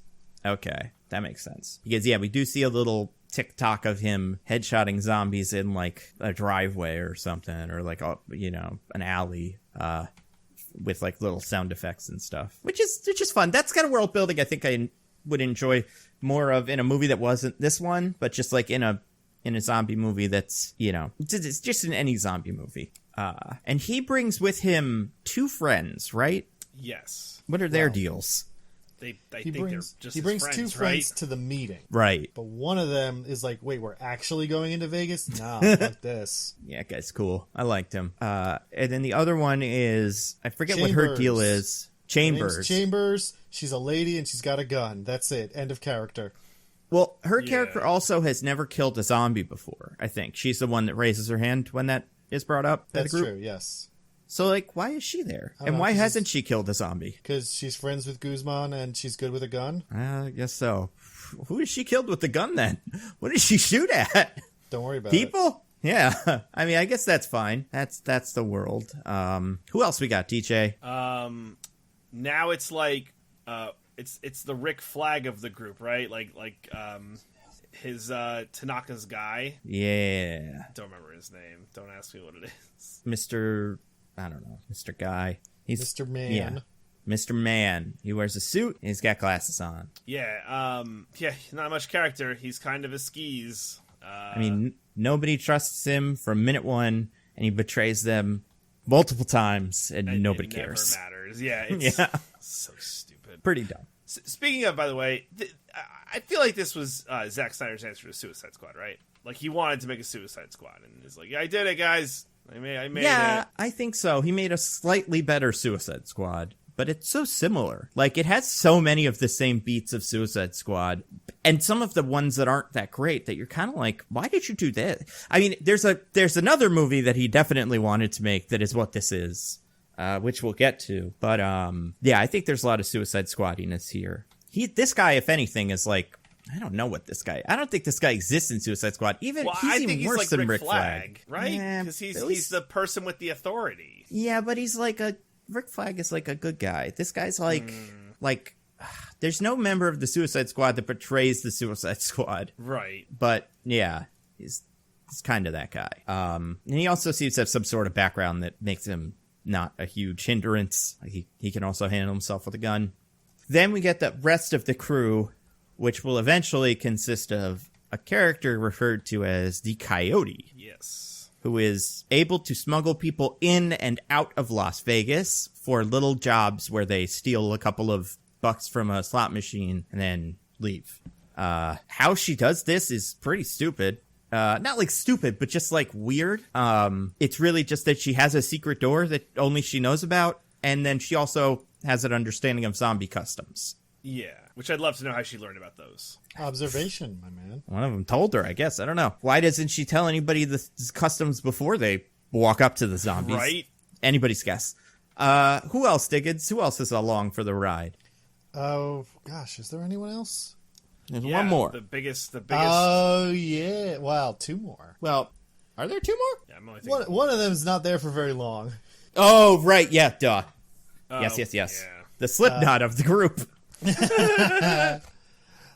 So when they get there, it turns out that Scott's plan for getting into the quarantine zone is that his daughter, Kate, she is a volunteer there. So she works with people who are forcibly quarantined. Were you guys also worried by a little bit at the start of the movie when it was like, yes, with a temperature check they could send you away forever? Yeah. The quarantine zone. When they drive in the quarantine zone, American constitutional rights are suspended from this point forward. What an incredible sign. I was very worried then, and then eventually I kind of got over it, and I was like, okay, that's not the way this movie is going to go. And then at the very end, I was worried again. In a way that is different, but similar. Right. I would say ultimately it's not really about that at all. It's not really about much of anything besides being dumb. Yeah. There was a time where I was like, especially when Sean Spicer showed up, I was like, fuck how did that. he get this gig? Yeah, fuck that indeed. And fuck Donna Brazil. Fuck anybody. I'm so tired of pundits in movies. I mean, I extra hate Sean Spicer, but just like, it's a movie. We get it. None of the people in the movie are real. We don't need to have the people from Real News in the movie. It just makes news look worse. It doesn't make movies better. Now, Nando, I have one counterpoint for you, which is which is the appearance of Wolf Blitzer in Mission Impossible 5. Oh, well, that one is amazing. Yes, that's actually terrific. I rescind my point, but Sean Spicer extra sucks. And is it 5 or 6? I think it's 6 I'm thinking of, actually. It's 6, yeah. Yeah, but yeah, I hated that Sean Spicer bit. He should not have work. Fucking yeah. Anyway. Yeah, his daughter works there. But when they get there, it turns out that Lily, the coyote, has brought some friend of hers who is a refugee at the camp into Vegas to get some money, and they haven't come back, or she hasn't come back. She got lost, and Lily had to leave without her. And so Kate says, like, I'll let you in if you bring me in, because I gotta look for my friend. Yeah, and everybody that's ever seen any movie is like, I swear to fucking God, if this character gets everyone killed, she's the villain. It's her fault. Everything is gonna be her fault. And that might happen. But also, she, like, threatens them with, like, I'll tell everybody that you guys are in the... No, you won't. It's your dad. You won't do it. Right? Call her bluff. Jabroni, man. Also, just the very notion that this character thinks she can just walk into Vegas and find this friend of hers in a day is insane. Like, I do like that. Normally, they up the tension on this kind of thing, where he's like, no, we can't do that. We gotta go. We got a job to do. There's a thing. Blah blah blah blah. But she says that, and he's like, okay, what does she look like? We'll look for her. Yeah, like he's right away very reasonable about it. I think I almost feel like what he could say is, well, if we find anybody that's a person, we'll take them with us. Like, we'll try to save them. We're not going to just leave people to die. I mean, we're not monsters. Yeah. But, and also, I don't know what this character's up to, how savvy she is, but I probably don't think she's still alive. It's full of zombies, man. Either we're not going to be able to find her, and the zombies aren't going to be able to... I just don't... I just don't see a world where they find this girl. And they never do. But guys, we gotta talk about one other character. DJ, do you want to get to him? Yeah, I don't remember his name, but he is, he's a police... DJ. He's got the most appropriate name. Police officer? No. Zombo? The other direction. Slipknot? The other personality trait of the two personality traits. Skeeve? No, you're Rapist? closer. Shades? No, further. Mustache? No, DJ was close with rapist. Sexual predator. No, you're thinking a little too literal. Bad touch man? Hump. Grope? You're close. You're close. Feel? No, further. Close to hump. Grind? No. Think of it more Shimmy. more of the result than the action. I am fired. No, the more immediate result. Pleasure. No. Well, I don't know. know. Like, you guys give up? What does it start with? I probably, but also I'm so curious. It starts with a C. Oh, is it? No. Yeah, it is. No. No, it's the other thing, which will probably, I mean, we could bleep, but people love the bleep from last week, by the way. His name, and it is a name, it is a real name a human can have, so I don't think it needs to be bleeped, is Burt Cummings. This movie is, yeah. I kind of want to bleep it for the comedy aspect, but no, it's fine. Yeah. I mean, you can say whatever you want as long as it's justified in the podcast, you know? Like, it's funny to say jizz, especially when you're talking about the Star Wars music, you know? That's exactly how you do it. Exactly. But anyway, that guy. So this is Shades from Luke Cage. He's got a little tiny mustache, which makes him even more sinister somehow. And he is some sort of, like, quarantine border patrol type something. Yeah. Mm-hmm. And like all Border Patrol agents, he is like a hyper-masculine, gets off on his own power, probably rapist. Yeah, power-hungry kind of jerk who, you know, is mean and easily conned, which is fun. So easily conned. Yeah, I mean, listen, he's not the brightest bulb, but also he he hasn't seen Suicide Squad either. This is a universe that doesn't have Suicide Squad in it. Otherwise, it would be very clear to him. That was the main point of Divergence. That's why the zombies exist, is because Suicide Squad didn't get made. Oh, wow. I think that's fair. But yeah, so... Which world would you rather live in? The world where there's no Suicide Squad and the zombie apocalypse, or the other way? I think we have to take a Suicide Squad, because without it, we don't get the good one that's next. Okay. You know?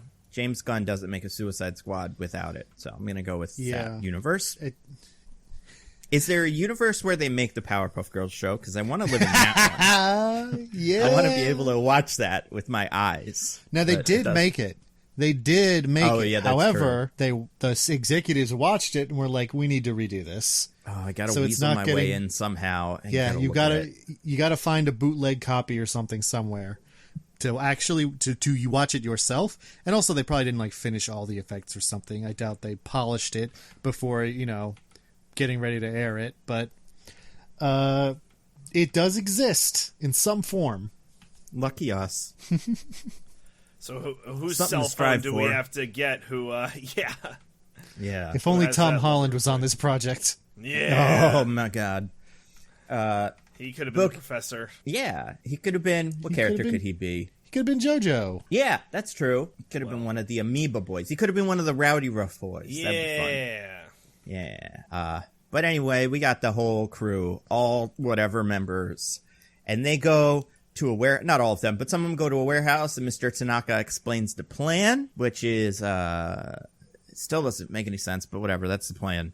And they're all like, what is with this guy, this German guy? He doesn't look like he belongs here. That's fun, isn't it? Remember, it's not like the other. Remember the bit where he says, "This part, man, I don't know who writes these jokes." When he's like, Tanaka says, "Easy peasy Japanesey." Is that a thing?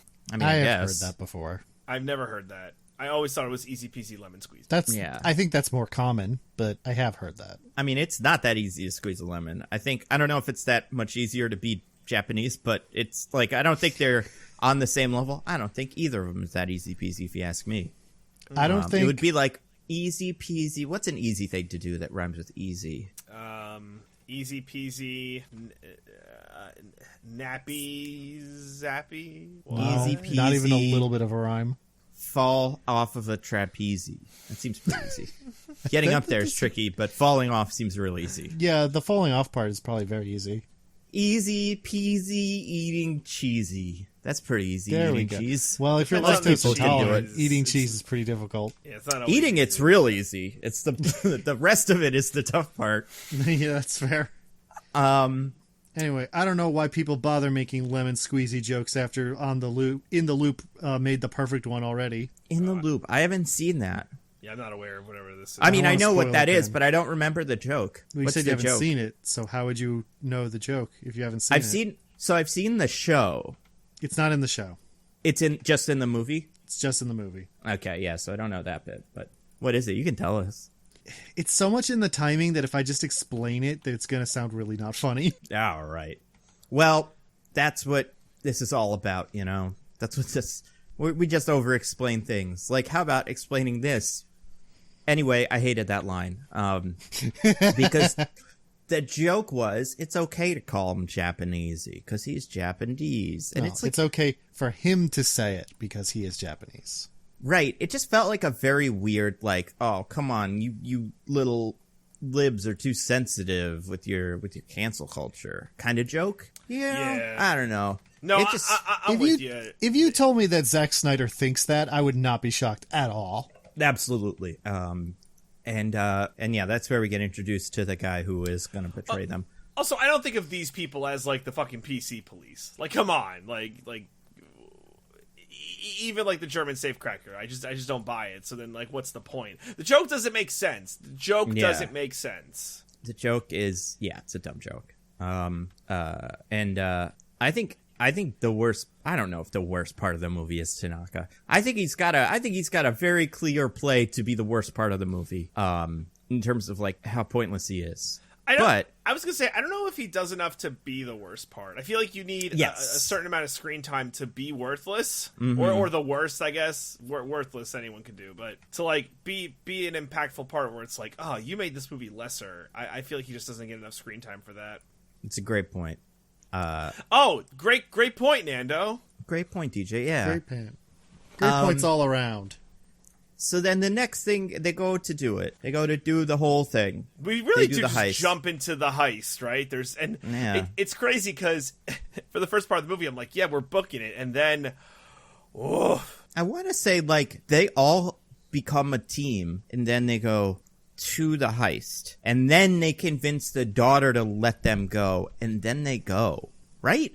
Yeah, it all happens there. Because the evacuation happens so quickly. The Cummings guy's like, come on, evacuate, I'm racist. And it happens also immediately. But so if they went to if everybody showed up, gear ready and stuff, and like, all right, take us to the Coyote. And they're like, she left.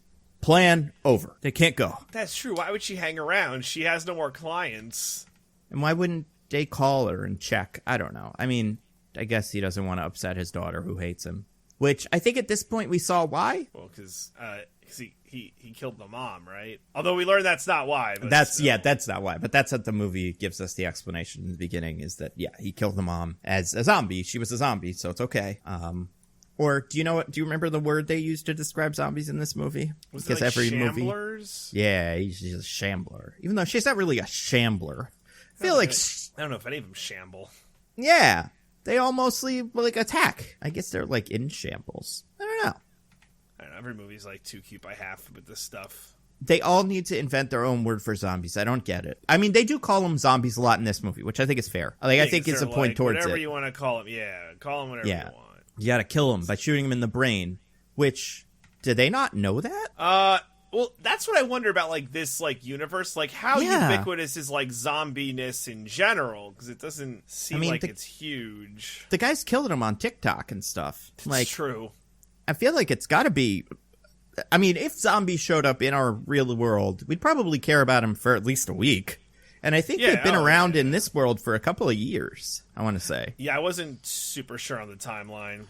I couldn't figure this one out. Yeah, I kind of liked that it became this thing of there's zombies, but they're only in Vegas, and if you're not in Vegas, you don't have to worry about it. Really, you don't give a shit. Yeah. So it ends up just being kind of everything's normal, except that if you go to Vegas, it's this abominable hell zone. Which you know what?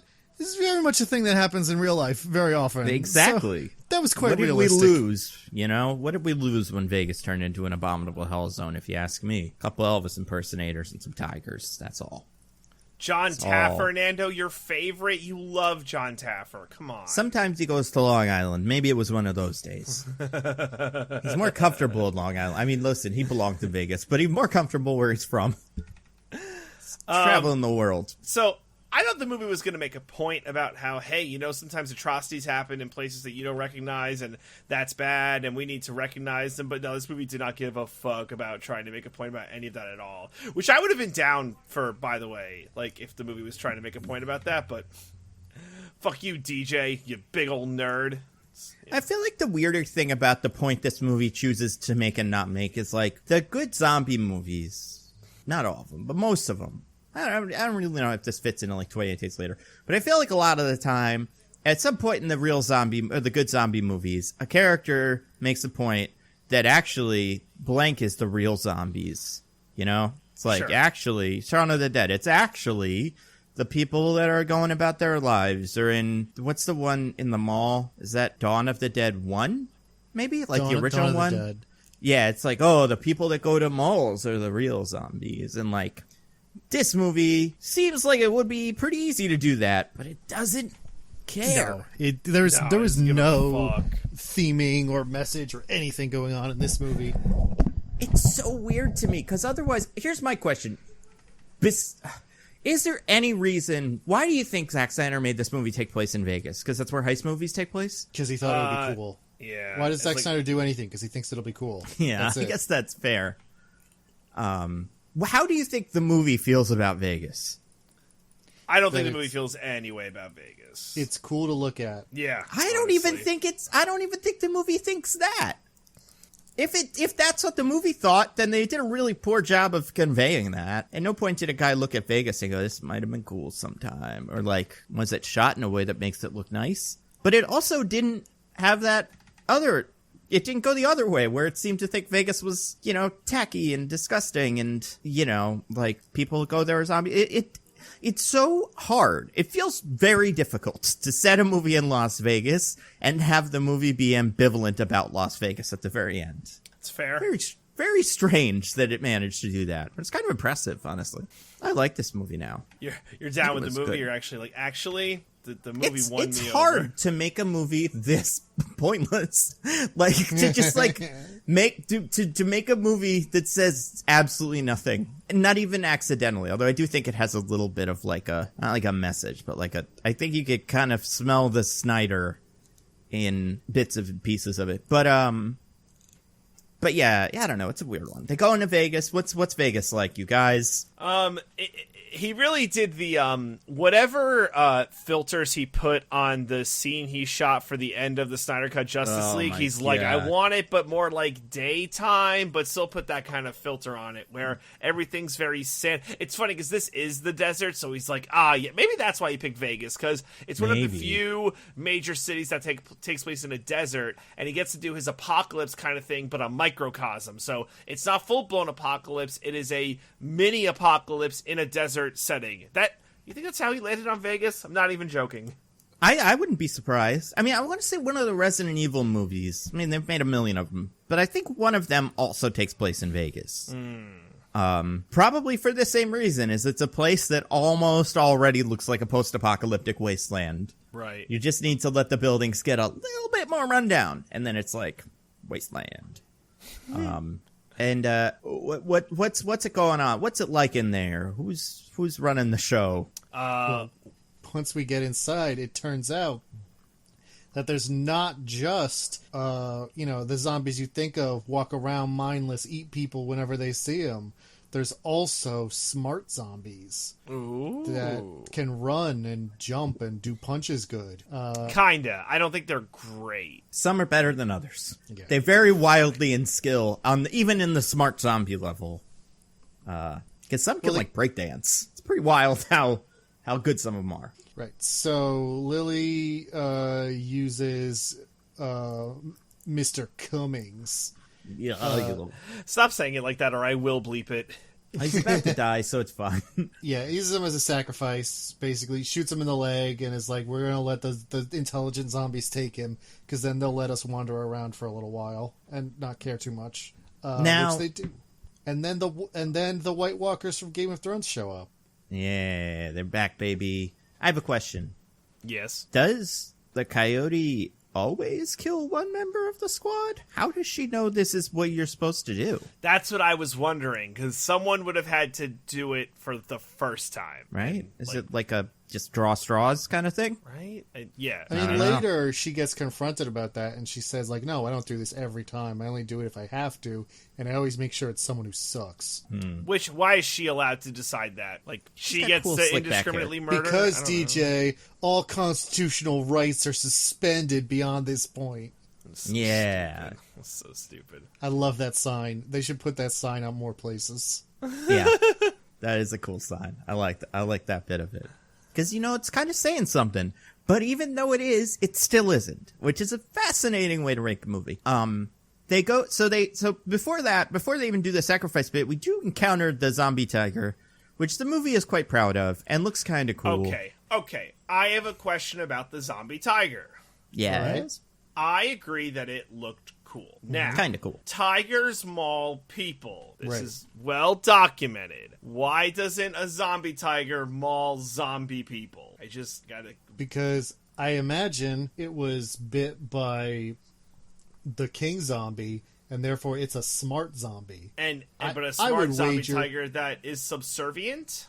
I would wager that this zombie tiger is smarter than a regular tiger because it's a smart zombie. Yeah, I feel like the alpha zombie or Zeus or whatever we're supposed to call him, I think that's like what he is in the script. He's supposed to... It seems like he's kind of got like mind control a little bit over his goons. Okay. So I think you could maybe make the case that assuming he bit that tiger at some point, I guess he would have to just have a lot of zombies kind of jump on it. And then while it's busy eating one of them, he like runs up behind and bites it on the tail. But assuming he bit the zombie, then he has like, remote control over its brain. It's my guess. Okay. That or he's trained it over time to just follow his commands the same way you would train, say, a trained tiger. Like, how does Siegfried and Roy do it? I don't know. Right? I don't know. I just felt a little off to me, that's all. I think that went right over his head, Nando. Yeah, I mean, this is as close as they possibly got to an actual Vegas thing in this movie after the credits. I mean, that was true. I don't think that even is true anymore. I don't know. I'm probably just nitpicking too much. Like they don't have tigers anymore? Yeah, I mean, I think they did get id of him. Maybe there's a zoo in Vegas. Like, she drops the line, maybe. She does. That was one of Siegfried and Roy's tigers. Like, they haven't been a thing since, 1999? Like, that's an incredible reference to... They still have them. They just ride them around in their apartments because they love them so much. I don't know. Remember when NBC made a CGI cartoon about Siegfried and Roy's tigers? Was that a real thing? Yeah, I do remember that. Yeah, that's real. I want to say, wait, I'm thinking, I also remember a cartoon about Siegfried and Roy. But not those guys, the guys they're named after. I don't remember why I remember, I don't know when I saw this. I think I saw it at, my grandma's house. I don't know. It exists. Everybody tweet me when you find this. I mean, I'm sure you could probably Google it. But yeah, the tiger is a zombie tiger. That's kind of cool, right? That's cool. That is cool. Sure it is. Why not? Why not? The same way that the Night King can control the dinosaur, the dragon when he bites it. This guy, the Night King of zombies, can also. Okay, so we meet him and we meet two zombies, right? Which two? Oh Lord, we meet the zombie queen. Yes, who is a showgirl. Yes, not bad. Some other guy. Right? When I saw the movie, I was like, oh, that's like the main one, but it's not. It's like one of his lackeys, I guess. Yeah. Yeah. What's he doing where he's too busy to go out and meet the people? He's standing ominously at the top of the Statue of Liberty. Like, what if they try to steal your girlfriend, dude? I don't know. It seems like it matters to him. He's pretty cool, though. Also, just something else. I know these zombies are, kind of better zombies, but, a well-trained team could take them out. I don't know why they do the whole offering thing. They, you can pop them probably, and I don't think it would be that much of a problem. Situationally in this movie, sometimes the zombies are very killable, sometimes they're not killable at all. Also, absolutely, because they do kill this guy, the guy zombie that they're with eventually, by just shooting him like you would kill any other zombie. Yeah. So, yeah, fuck it. You could have got them both. You could probably get the king, too, if you got the drop on him. I think it's more that there is a lot of them, and they are coordinated enough that instead of just if they see you, they'll go for you, they're all actively hunting you, and that's bad news.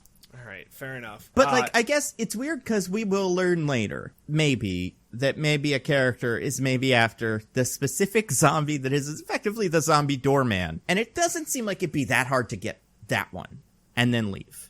If it was a zombie hidden in the zombie world, then I'm like, yeah, well, you still need to do a whole lot of business. But the fact that that's the first character you see makes it go just fuck it. You got it, guys. Go. I mean, that's not what anybody wants to do in this movie, but that could be. The whole secret agenda is, completely insane and way more complicated than it needs to be. It's gorgeous. That's the part of the movie that I actually... See, I don't know. Maybe I do like this movie. Maybe I do. There it is. I don't know. It turned me. Like a zombie. Come to the side of this movie's pretty good. I just got one more stupid thing. At some point when they're doing the intro and what's her face? Cheetah. She's explaining the whole deal. These are the regular old zombies. They're all dead. But when it rains, they come back to life. What? So it's because they're in a desert, DJ. It's very hot, and the sun shines down so harshly that all the moisture has been sucked out of their bodies, and they're no longer able to move. So when it rains, it gets back, and then so all those piles are still alive. Yes. You would assume that the movie would make use of that at some point, but the movie forgot. I was like, I bet that'll happen at some point, and it does not. Yeah. It's like one of those things, especially if the movie takes place almost exclusively in hallways. It would be a fun reveal when we open a door and it's raining now and it's like, oh shit, that thing from before. But I don't know. The movie had a lot. I mean, again, this is one of the things that it's like, oh, Kate, aren't you excited for the Reign of the Zombies, the next one of these or something? Yeah, we'll probably get that. How often does it rain in Vegas? Not that often, right? It's a desert, so not much. Right? I guess maybe that is, I don't know. I don't know what the Coyote's deal is, but she does seem to know that. The Queen is like, looks like an actor in Cats. Kind of. She moves like a cat. Yeah. It's tough. I love that about her. I love that she was like doing interpretive dance the whole time. And like she really was. And the makeup for the alpha zombies is so elaborate that it looks out of place. Yeah. It's funny it's not that it's bad. It's just it looks so much like makeup. You know? Mm-hmm. Yeah, I feel like there's some things about zombies that you figure, I don't know. I don't know. If I were making a zombie movie, I don't know how many of the tropes I would take and how many of like the really, really simple stuff. But it's all here. All the color contacts when your eyes change and like the way that the shamblers move around. Like, I think the way that some of the zombie movies in the mid to late 2000s were able to differentiate themselves is like the zombies are kind of different. But these zombies are pretty much the same, except for some of them are a little bit more organized. But even their organization isn't that good. Like, they're just, yeah, they as far as you know, you could plop them into most other zombie movies or like, you know, Walking Dead, and they fit right in. She does do a bit. There's a specific bit that I couldn't remember. I remember seeing it and I thought it was so funny. And then I went back and watched it again and I was like, oh, did I imagine this? But she is, like, speaking of focus, this character walks in and out of, the zombie queen walks in and out of focus so much. Yeah. That you can't forget that it's there. But at one point she runs away when they, like, have their sacrifice or whatever. And the actress playing the queen zombie, or zombie queen, puts her hands behind her body and like wobbles them as she runs, and that's like her zombie choice. It's pretty bad, but kind of fun, and maybe it's great. I don't know. Are you suggesting that she Naruto runs out of the frame? So it's like that, but also she wiggles her arms back and forth like a windsock kind of. Yeah, it's real weird. And then they go and do some zombie stuff. Basically, they go do... This is the part of the movie where I think they go do Aliens 1, or Aliens, like, the second one. And they do that scene where they walk through the things really quietly. But also, apparently, there's lots of nods to aliens in here. Oh, in this whole movie. Yeah, yeah. So I think that's the movie he really wanted to make, or, like, the thing he wanted to crib, which is a good movie, so that's not bad, I guess. I mean, one could imagine this as being, like Aliens to Alien... This is his action movie follow-up to his horror movie. That's true. That's a good point. Yeah. What was his horror movie? Dawn of the Dead. Oh, sure. I thought you meant Justice League, whatever it was, and I'm like, yeah, maybe. I could interpret that as a 4-hour-long horror experience. It was definitely one of the most horrible experiences of my life. Yeah. So yeah. What did you guys think of the scene where they walk through the zombies slowly? I hated it so much. I hated it. Yeah. My problem with the scene is the whole time, and it's like the idea of this scene is cool. Like, hey, let's walk through zombies to, you know, avoid them. But like the framing of like, wait, why are we here? This is dumb. Why do they hibernate? I couldn't get past all of that to actually enjoy the scene. And what the problem with this whole fucking movie's composition is I'm so close in, I have no sense of perspective. And, like, even a little bit of a wide shot to, like, see him going through, like, a corn maze for 5 seconds would have helped immensely. So, even though, like, the idea of the scene is cool, was not for me. I kind of agree in a different way, I guess. I also think this scene is a cool scene in theory, but that I don't think quite works for me. I think it's more... I don't know what it was about the scene that didn't, like... effectively scare me. I don't know. I think it didn't. There's no sense of suspense because you didn't care that much about the characters. Yeah, that could have been it. I will say the woman who comes with Guzman, Chambers is her name. Yeah. She is the main star of this scene. And actually, she became my favorite character in this scene because I kind of thought that her going through this was really cool. Mm. I understand your points, DJ, and I think it makes sense for the build-up. You're kind of right that it doesn't really build the tension very well. But I love when things start going wrong and she's like knifing every zombie that wakes up, and as it's getting worse and worse. Like then she pulls out her guns, and she's like surging her way through the crowd as they're slowly waking up, killing everything she needs to just be able to keep moving. I don't know. I thought that sequence was really cool. I agree there. Everything from like past the slowly moving point, like when the action kicks up, it might be one of my favorite action scenes in the movie because it's the only one that's not predictable. Because you think, follow classic tropes, oh, she's just going to die here and get wasted, but they really keep her around, and like, yeah, finally she like bites it, but she goes out like really strong. I would argue she doesn't fight it. They all just stand there and let her die for no reason. What the actual fuck? They could have saved her, right? Like, I'm not crazy. Absolutely. 100%. There's like 3 zombies around her. They're standing there holding their guns.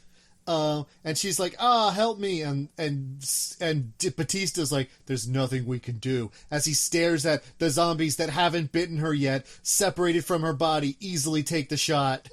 Like, and they're like 10 feet away. It's not like she's far away. It's the same shit with like, just fucking, like, just try. Maybe if you go down swinging, I won't mind. But like, yeah, they just watch her get devoured by zombies. And like I feel like in her head, this character had already kind of made peace with dying a little bit, so it's like, oh, kill me or whatever. But I would be fucking furious at Guzman, just like crying, deciding whether or not to kill me, as if I've already been bitten and it's a foregone conclusion. Because yeah, her whole like bit where she jumps out of the window and like starts, oh, maybe it's different than we kind of expected, maybe this movie is gonna surprise us, and like, nah. Also, she's not going to give the crucial information that she knows, so nothing really matters. I've been like, wait, before you shoot me, that guy tried to kill me, he's going to betray you. Yeah. You know how we all already decided to kill him later? We can do it now. I have good evidence. Also, how did she get lost in the zombie horde? I don't understand this. Well, Batista is laying down glow sticks for them to follow. Right. And she is going last, and the guy who's going to betray them is going second to last. And so one of the glow sticks, he picks it up and throws it away somewhere else so that she follows the wrong trail. Right. But, like, what trail does she follow? Like, they're all going in a straight line. I feel like we see where they're going, and they just all appear to go there. And it's not that big of a room. I guess what I don't understand is, like, I understand how she could be tricked, I guess, by the glow stick thing, but I don't know. The way that the scene is composed, and it's very strange. And the ending is obviously the strangest part where she is killed. She's the first member of the team that's killed, if you don't count Cummings. Yeah.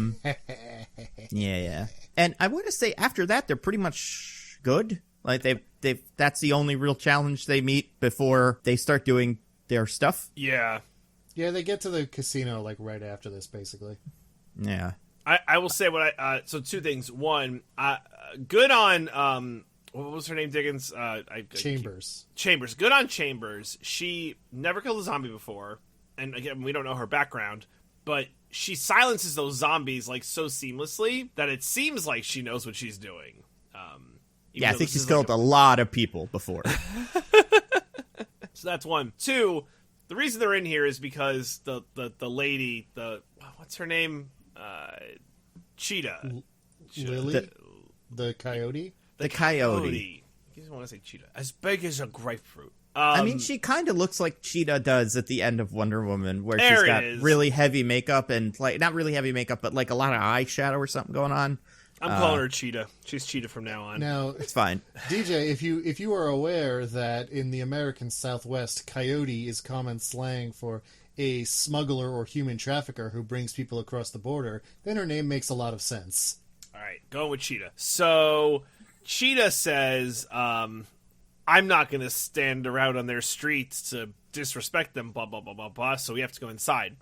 they seem to go into a building to come out of that building to be walking on the streets disrespecting the zombies. So, not sure why that whole scene, while parts of it were cool, was necessary. I only bring that up because, as I mentioned at the Up, it's a 2.5-hour movie. Hey, Zack Snyder, can we cut down on the runtime? Not every movie needs to last an entire epoch. Absolutely not. If it was up to him, every movie would be 6 hours long. Yeah, it's definitely that he just thought this scene was cool and couldn't figure out where it went in the movie, and then that's what we got. Like, it's so... Yeah, it's a lot of it is very contrived. And some of it feels like it's like he knows what beats he's supposed to hit. It's like, does zombies kill one of the guys? And that's one of the beats. And so he does it, and the characters all do it, and they say all the things they're supposed to say, and then they move on. It's almost like they have the script, and they're just like, and then the next scene is this. But also, maybe they do have this script, because maybe... it's a scripted thing, you guys. Ooh. Whoa. Anybody figured this out? What the fuck was this? I still don't really understand what they were going for. I think it's just supposed to be like sign things are not what the Tanaka said. They find blueprints and bodies of people who have been here before, which seems to imply that Tanaka has sent people to get this money before, but they all died. There's like one scene where Vanderho is like, oh, what if it's a spooky thing? We're in a time loop. Whoa. But like, I think it's just supposed to be Zack Snyder thinks it would be cool if we brought that up, but that's not what's happening. He loved Tenet. He's like, Tenet's so great. I want to do Tenet. Were the other characters wearing those things that he imagined they were wearing, or was that just in his... I didn't remember that. Like, did she have that key necklace, or was that like inserted for that scene? I don't know. I don't think those bodies show up again after that one scene. Right, yeah. That makes sense.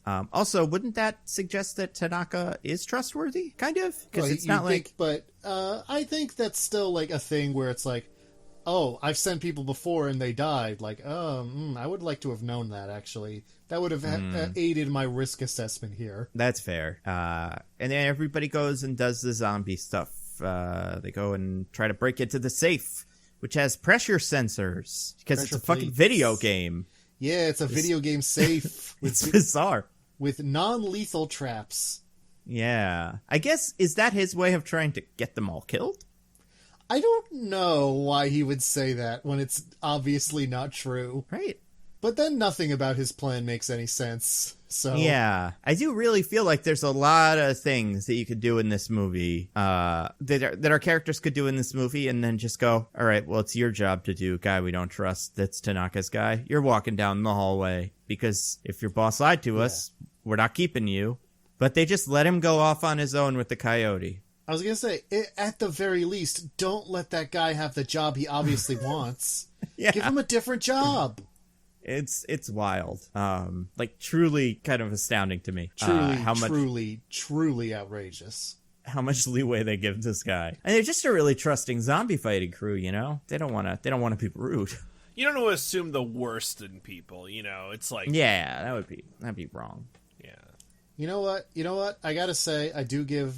you gotta give this movie credit for one thing in terms of taking things from the current zombie zeitgeist that it doesn't do. At no point does this movie ever really imply that humans are the real monsters.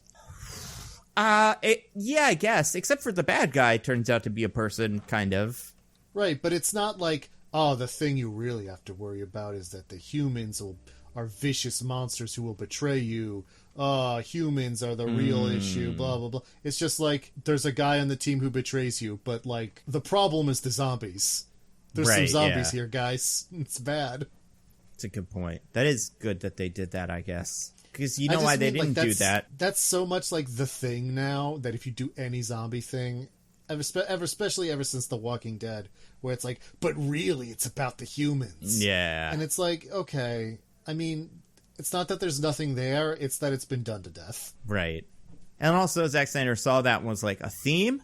Absolutely not. There will be, everything on this movie will be at face value. I know writers who use subtext and they're cowards. I need to watch that. It's so funny. I've watched it actually really recently, and I love it. There's only 6 of them. So... the team switches up. Tig Notaro tries to fly the helicopter. This is definitely not going to work, but it does. She's not in the movie much more. That's fine. The German guy cracks the safe, Good for him. I did enjoy, I did enjoy that they decided the way they were going to disarm the traps leading up to the safe is they just Vanderhoof just like goes and gets zombies and throws meat down the hallway so they will shuffle forward and trigger all the traps. I thought that was fun. That was cute. And I especially love that the last trap is big comedy crusher walls. Yeah. Was this safe designed by Wile E. Coyote? Yeah. He lives in the desert. He's their safe guy. Yeah, it is.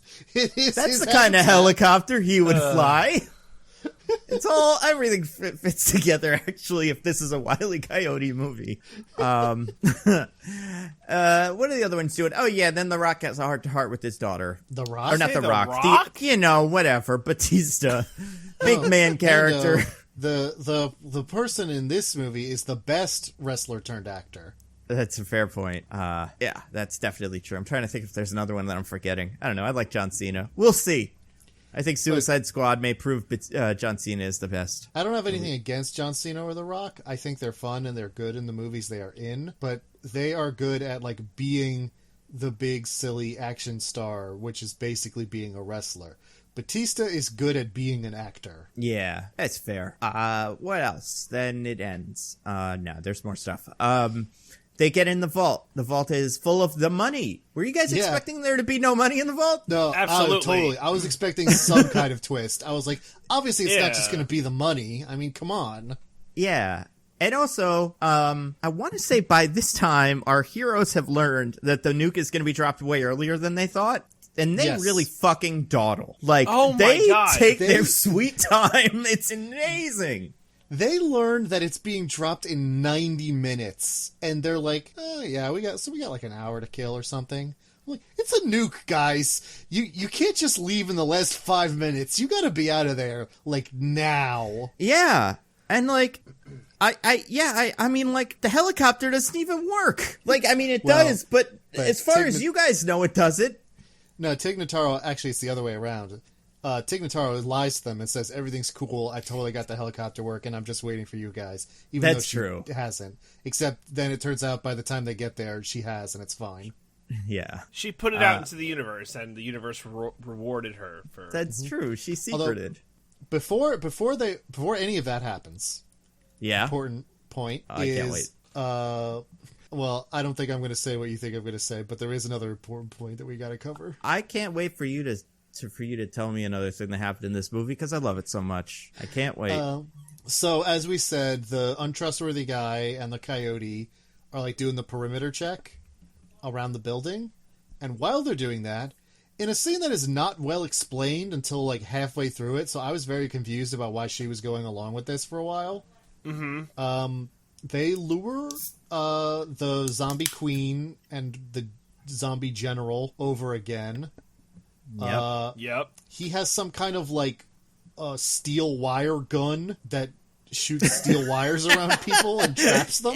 That might be Wile E. Coyote. Yeah. That he works for Wile E. Coyote. I was gonna say, I'm pretty sure that gun, like Nando said, was used exactly by Batman. So yeah, Wile E. Coyote's. You're right, though. There's so much of that in this movie. And then he cuts off the zombie queen's head. And it's like, this is the real prize. The military will pay $1 million for this or whatever. I have questions. Oh, before this... We could use this to make a biological weapon to destroy our enemies. And she's like, that seems like a bad idea. Maybe we shouldn't do that. I was going to say, before this, we did check in on Tanaka at his apartment or whatever. And we do see him flanked by a bunch of shadowy generals. And it's like, okay... That's actually very early. That's when Scott calls him and tells him he's in. That's right, which is makes everything even more confusing. If he has connections with the generals, why is this so hard? I mean, why can't we fly a helicopter and just get something? So I'm going to skip ahead a little bit. I'm going to come back to this scene, but then later when they're trying to escape, he like locks them all in and is like, haha, idiots, I'm betraying you.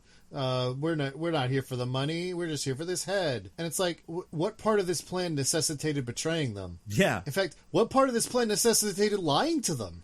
Why not just say, hey, so my guy has a thing he wants to do, but I need people to protect him.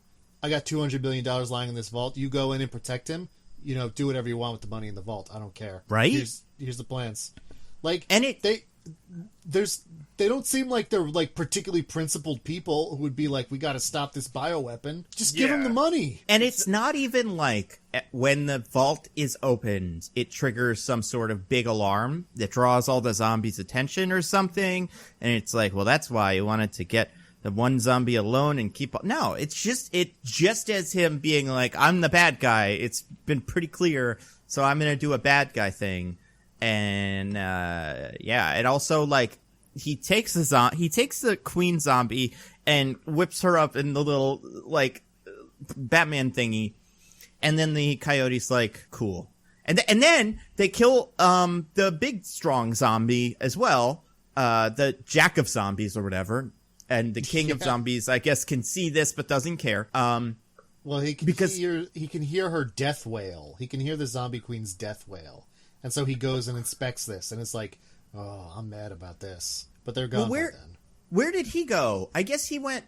Where the fuck was he? Standing menacingly by the Statue of Liberty or whatever. Why didn't he see them kill her then? Because he was busy standing menacingly.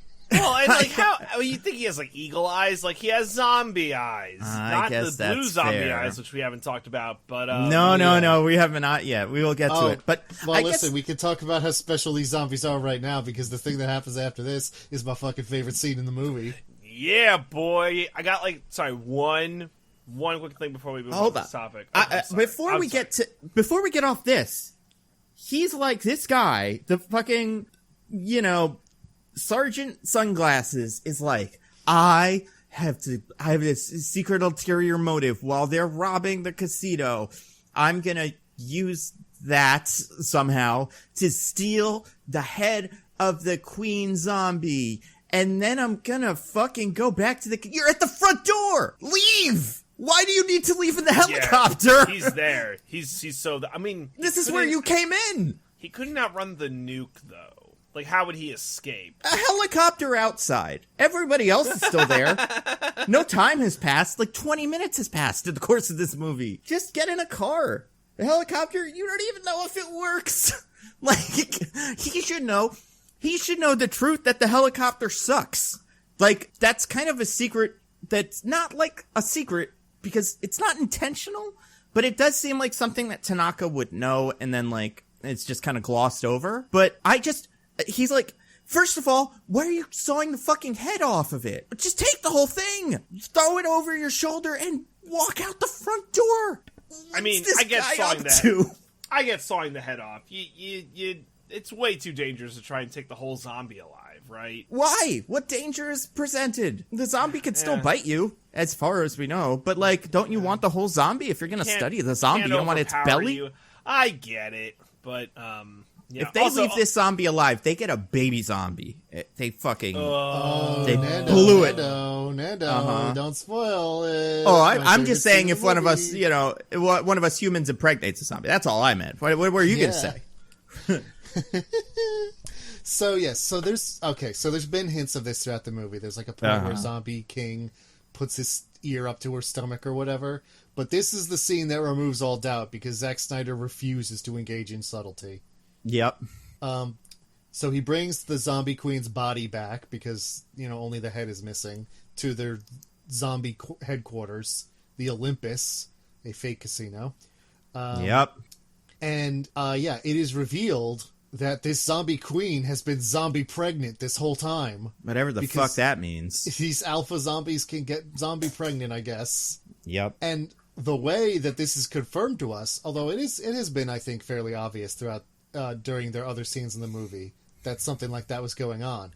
But as I said, Zack Snyder hates subtlety. So in some kind of like ritualistic mourning of the loss of their queen, he rips open her stomach and pulls out the dead fetus of his baby. Yeah.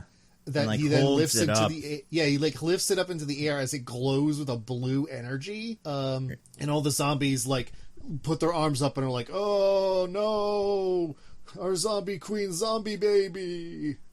Oh, and I guess we haven't made this clear. Because this is a movie set in Las Vegas, this scene with the king takes place in the cool center of like an awesome, like casino floor, flanked by like cool pillars, and he's sitting on a big cool throne, right? That's where all this takes place? Yes. The Olympus, I believe, right?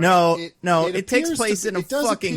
It does appear to be, some kind of like casino floor or like some kind of amenity that it once had, like maybe a fountain, but it's so destroyed that it just looks like a destroyed room in any building.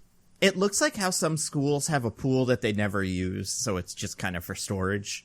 And, like, nobody cleans that room because they're not going to do anything in the pool. Like, it looks like that. It's so... It's like, I just don't get it. I'll never understand it, why they didn't bother to make Vegas part of this in any way, outside of a Tiger in the beginning. But, I don't know, man. Maybe it got sponsored by a pool company. Because the pool is where they do little gladiator fights, kind of. Not gladiator fights, but like the little fight to see if Shade should be made into a zombie. Because, I don't know. Maybe that'd be interesting. Not really, though, right? But maybe. But not really. So, if she didn't die, she would have given, like, zombie birth to a zombie baby. I guess. Eventually. Doesn't make any fucking sense. She wasn't really showing, so she couldn't have been that far along in her zombie pregnancy. Yeah, I mean, we saw the fetus. It's like the size of like maybe a fist. So it's like a big. It's far enough along that you'd figure. I just there's so many questions about zombie birth, but also I don't know. How's it not already alive? Can he bite it? Like it's a baby, but like it's a zombie too. But maybe it's not a zombie. Maybe it's something else. Maybe it's a purer form of zombie that is actually a person. I don't know. A daywalker kind of thing. Let's get to the other weird thing about the movie. The other thing that makes no fucking sense. DJ, you kind of brought it up very briefly. Let's do it. This is so weird because it's not like the baby had a whole scene. This is just a thing that happens, and if you blink, you miss it. Yep. So if you've seen the movie and you're like, wait, I didn't see that, it's not your fault. It happens maybe 2 or 3 times. And you could see it and go, oh, that's not what that... I must have just assumed that that's what that was. But maybe I haven't been paying attention. That's what they all look like. Or something like that. Yeah. I think you can even talk... That's what we did when we saw it. We talked ourselves out of it. And then I went back and looked at it. And then I was like, oh, wait a second. And then I looked online. So it seems like... Not seems like, but some of the zombies... Nando was talking about White Walkers, appear to actually be White Walkers because they have, like, crystal blue eyes. Oh, like DJ, no. What? Well, not no, but not quite. Diggins, do you have more information about this?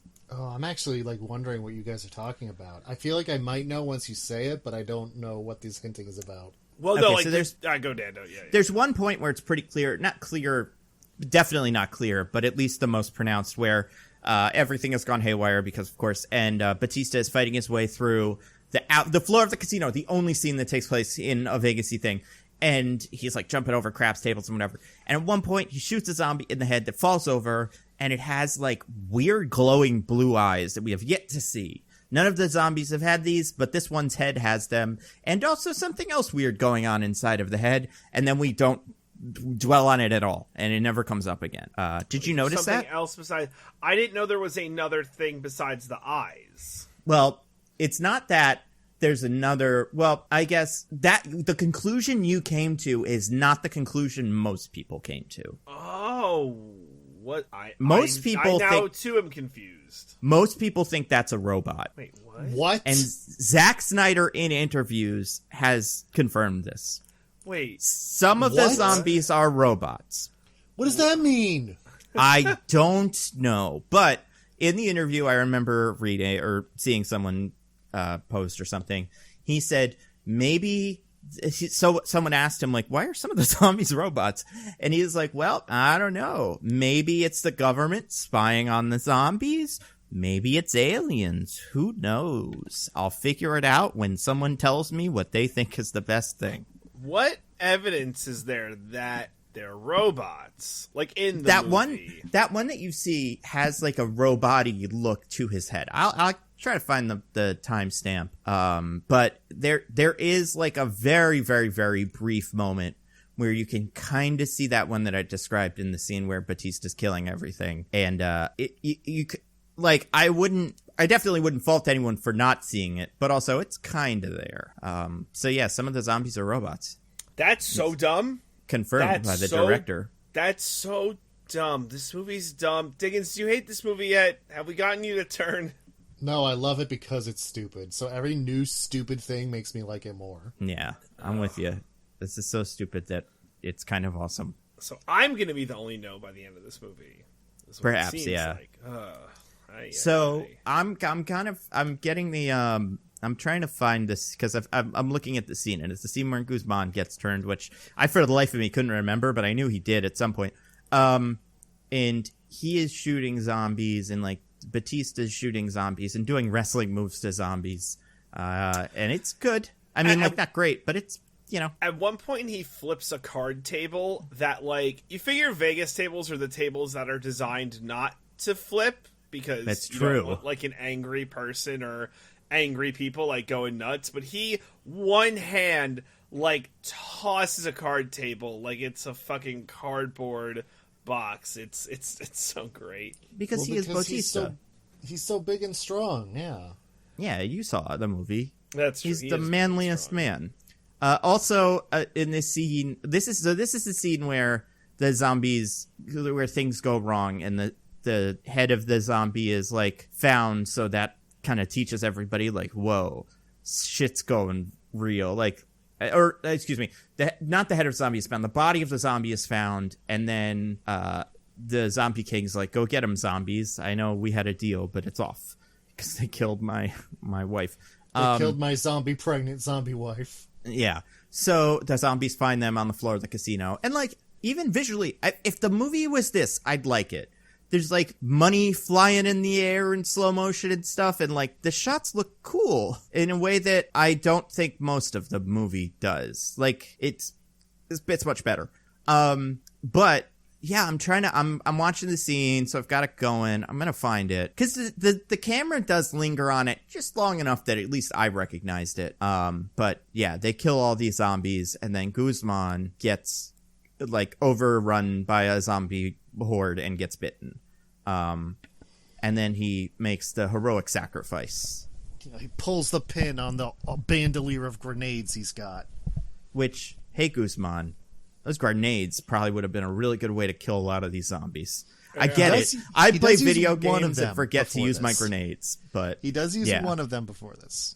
That's true. But yeah. So then, yeah, they fight all the zombies. I'm really trying to find this the zombie robot, but it's in here somewhere.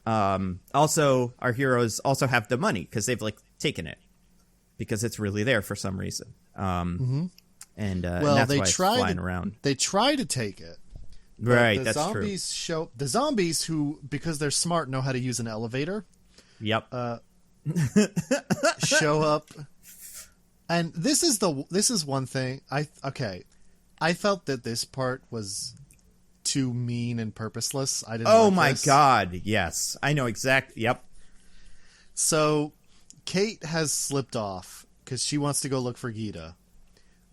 And so Scott is like, well, I gotta go find her. I can't let her die out there. And then Cruz, the first person he recruited, goes like, of course I'm gonna help you. And also, I want to date. I think it would be cool if we dated. And he's like, oh, actually, I would like that also. I just didn't think you were interested. And she's like, okay, cool. We're gonna date and we're gonna get your daughter and everything's gonna be fine. And then the zombies show up and instantly snap her neck and she dies without getting to do anything. And I was like, man, an really? Unbelievable neck snap, because it's not just like they snap her neck. We are behind her from Batista's point of view. The elevator door opens, and then without any of her body moving, her head snaps all the way back around, and you see her spine coming out of her neck. Like, it is by far the most gruesome death in the movie. I would say even more than the tiger guy, just because that one fucking takes forever. And it's given to the character that least deserves it. It's very strange. Also, I found the clip. I'm going to share it with you guys. I can share my screen on Discord, right? That's like a thing. Yeah, ready for this. You guys are going to... And we'll watch it twice or 3 times just so we can really get the feel for it. But it's this bit. Mm-hmm. Just because it's such a good scene that we want to watch it 2 or 3 times. I mean, listen, if there was a part of the movie I had to watch 2 or 3 times, it's the credits, but then it's this maybe second. This is the zombie. Oh my god, you're right. Oh my god, he is a robot. Yeah, the zombie's a robot. He's got blue did you slow it down, or was eyes. it that slowed down in That's the movie? how slow it is in the movie. Like, How I'm did just I playing miss the that? movie. How on earth did I miss that? I don't know. Well, you weren't really looking for it. Now we're looking for it. So, like, I guess Guzman is the one that knows. He should probably tell everybody else, but then he died. That's right before he dies. Like, the second before he dies. I mean, I don't even know how I'd explain it to the group. Like, I know all of these are zombies. We've killed several of them, but some of them might not be. How did that get into the movie? Like, someone would have been like, hey, one's a robot. And then someone else was like, if you don't let me put this in, I'm going to tell my army of nerds that you cut out part of it. Yeah. And you will never stop hearing about very it. definitively that if you don't let me do my incredibly stupid and pointless and nonsensical sequel teases, then then the internet will hate you forever. Yeah. It's wild. Absolutely wild. Also, before this, a character gets in a boxing match with a zombie. Oh, I guess. Honestly, ruled. It was cool. The zombie, like, the end of this character is he gets thrown into the vault by not Geeter. What's his name? Gunther? Dieter. Dieter, sorry. I knew it was something like Gita. Dieter, and then Dieter dies, heroically. And then the guy who got thrown in the vault also dies because there's probably no oxygen in there, so, you know. I mean, also, like, it's a fucking metal vault, and it's not insulated for, you know, nuclear stuff. Like, he's definitely not going to survive whatever happens above him. Nando, did you watch Indiana Jones and the Crystal Skull? If you did get in a watch refrigerator, you're good. That's true. Well, at least with Indiana Jones and the Crystal Skull, the refrigerator gets thrown very far, and he lands far away from the nuclear blast. In this, he gets up, he opens the door, and it's like, oh, yawn. Yeah. He yummy radiation. So, like, because it's a basement vault, I think it's possible that you would have survived the blast, like, holed up in that bunker like that. But unless it was lined with lead, and unless you don't leave for, like, weeks upon years, really. Yeah. Yeah, look at Chernobyl. You should open that safe and then, like, instantly get cancer. Right, it's this, even when later characters maybe survive and crash far, far, far away, I'm like, you guys gotta go. There's fallout, it's gonna start wafting over to you, and, like, you're way too close. And they're not exactly in the center of the whole thing, so. But, I mean, we may learn that there may be a reason, you know, why this character, it's fine. It's a dumb one, but maybe it is. I just real quick, I think it was dumb that they chose to drop a nuke on, like, Vegas, because, like, for all the logistical reasons that make podcasts like ours, just be able to nitpick the shit out of it, it also doesn't really make sense. Like, dropping nukes isn't great. Why not have it be, like, napalm or a conventional bomb? Like, anything would take the zombies out, and then you don't have to worry about, like, oh, what about the fallout and nuke whatever. Like, just drop a shit ton of napalm and a normal-ass tactical missile. You take it all out. Yeah, it seems like the part of the movie where they were killing all, like in the credits, where they were killing all the zombies, it wasn't working when they were doing it one at a time, like where like single people were going in. But I do think if you got a lot of people and some, you know, grenade launchers and snipers, you could do it. The zombies are coordinated, but they can't fly. Yeah. This really did seem like a problem with a solution that was never executed. Like, get a bunch of Apache helicopters and snipers. You're absolutely right. That King Zombie wouldn't stand a chance. Demolish all the buildings. Whatever. The zombies are hiding in the buildings, and you take all the buildings down. The zombies all die, too. And you'd think all of the rich casino owners would, like, lobby the government with all of their money that they do have. Like, look, we have a lot of cash in the vaults down there. And yeah, insurance did pay us some of it back. But we can bribe you if you use something that's not a nuke. A lot of our money will probably still be okay. We could bribe you with it. Right? Yeah, $249 million worth of bribes would still, or excuse me, $199 million worth of bribes would still net Mr. Tanaka $1 million. Yeah. Might kind of be weird. I guess he's a billionaire, so who cares? But still, like it just doesn't make miserly. Also, just throwing this out there, you know, like how in the movie that everyone like freaking out, like, oh my god, it's a nuke and you're dropping on the 4th of July. No one would give a fuck if it was a regular ass missile. I guarantee it. Nukes are just like one of those things. Since when have the American people cared about any conventional bombs we've dropped anywhere? Honestly, exactly. though. Even in America, we're usually fine with, like, you know, we're bummed, but we forget quickly enough. I think it's pretty reasonable to assume that, yeah, anything but a nuke would probably be fine. I think most people would be on board for it. There's some people like Donna Brazil that are like, they're still alive, kind of. Or like, maybe it's not super good to kill them all. But yeah, I don't think that would be the majority position. Silly movie, guys. This is a silly movie. So they get in the helicopter after most of them are dead. But it's Batista, the Coyote, and Tick. Sorry, just one quick thing. Yeah? Let's say that everything goes according to plan, and they get all of the money, and they all are allowed to escape. What the fuck was the plan?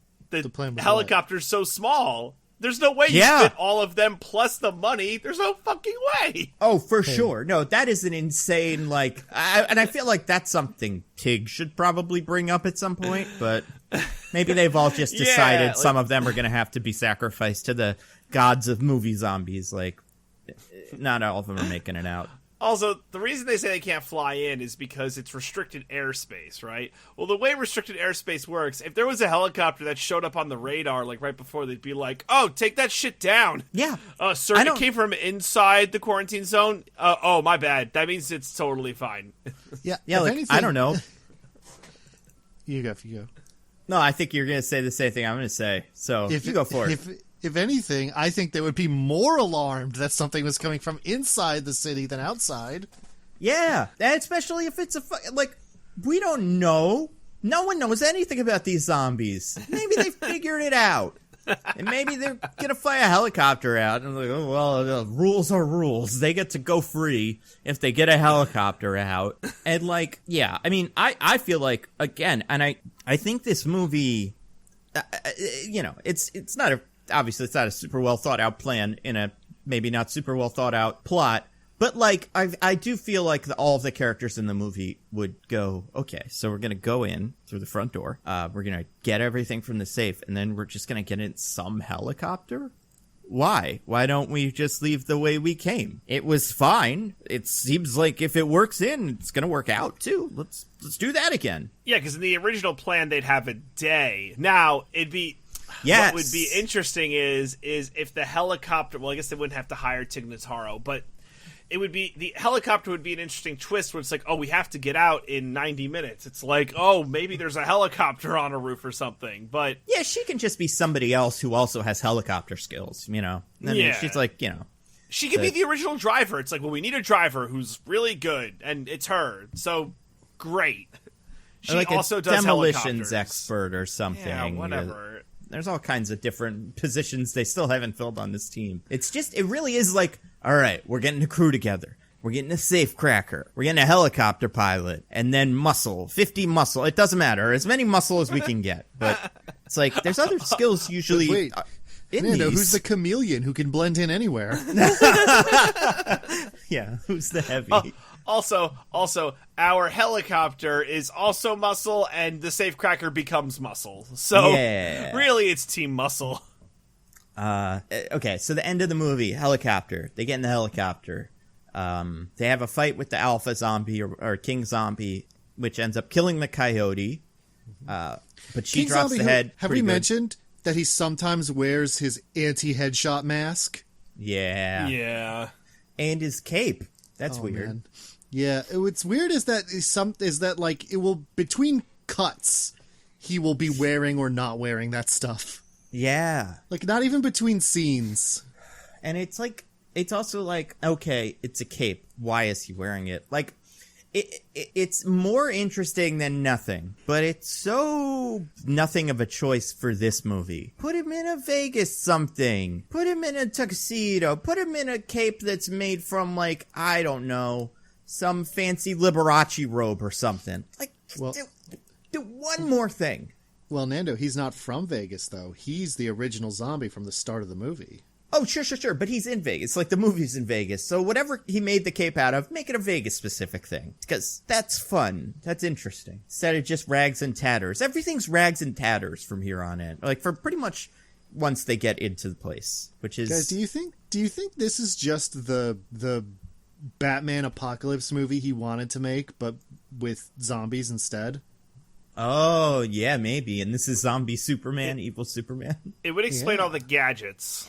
Oh, yeah. So then, in this movie, which one of them's the Joker? Which one of them is Jared Leto? Who gets the reach around, or who gives the reach around? Whatever. Who gives the reach around? I guess it's the guy that betrays them? Sure. And also, this kind of also explains, maybe in the vault, instead of, like, money, they're trying to find kryptonite or something. I feel like there's a scene in one of these movies where Batman opens up a vault to find kryptonite, or so. It's fucking Batman Superman has a bit like that. I guess that's in that wasteland scene. Yeah, this movie. So they get in the helicopter, Tig and Batista, and they fly away to safety. Oh wait, yeah. Right. What do they do instead? Well, they've still got to rescue Kate, and now Batista knows where she must have gone, the Olympus. Where they've been told previously the alpha zombies drag their victims. Yes. Sure, why not? And she left maybe like 10 minutes ago? Probably not that long. Right before the attack. Right before it. And she is able to huff it all the way across the strip, far enough that a helicopter flying there doesn't get there immediately. And then, so she walks into the Olympus Hotel, which does not exist, but let's say it's like the Bellagio or whatever. Or I guess... Yeah. I don't know. What's it supposed to be? Caesar's Palace, probably? Yeah. That makes sense. The most themed, That or the, what's the Egyptian one? The Luxor? The Luxor? Mm-hmm. Yeah. It could be either one of those. So she walks to Caesar's Palace, a hotel that has at least 10 rooms, and starts looking for her friend that's in one of the rooms, and finds her minutes, I guess, less. Like, in a minute. How the fuck does she find this person who is not looking for, like, she's not waving anything out of a window, she's not making a noise, this girl goes into the hotel and starts looking room by room. What? Well, you see, Nando, it's because she's just that good. She really, she's amazing. Does she know the nuke is coming? I mean, she knows the helicopter's leaving. Okay. But what's her plan? No, she must know that the nuke is coming because she was there in the scene when they opened the vault. Okay. That's true. What is her plan? Die from a nuke. I don't know. I think that is the plan. It's a pretty solid plan. Like, no joke. I'm pretty sure that's the plan. Guilt her father into rescuing her. It takes her, like Nando pointed out, like a minute, that's true, 2 tops to get to the Olympus, and then another minute or so to find Gita. So I don't think, given that time frame, it's not unreasonable for her to think, yeah, I'll just pop over, get them, and then run back before the helicopter leaves. I can do that. So it's a 5-minute trip. And I mean, she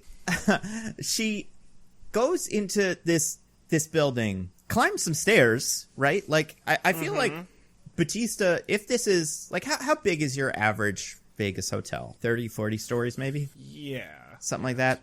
So, either she goes up 39 of them in this amount of time, or Batista goes down one in, like, 10 seconds, or she goes up one of them, and then Batista travels down 39 flights of stairs to find her.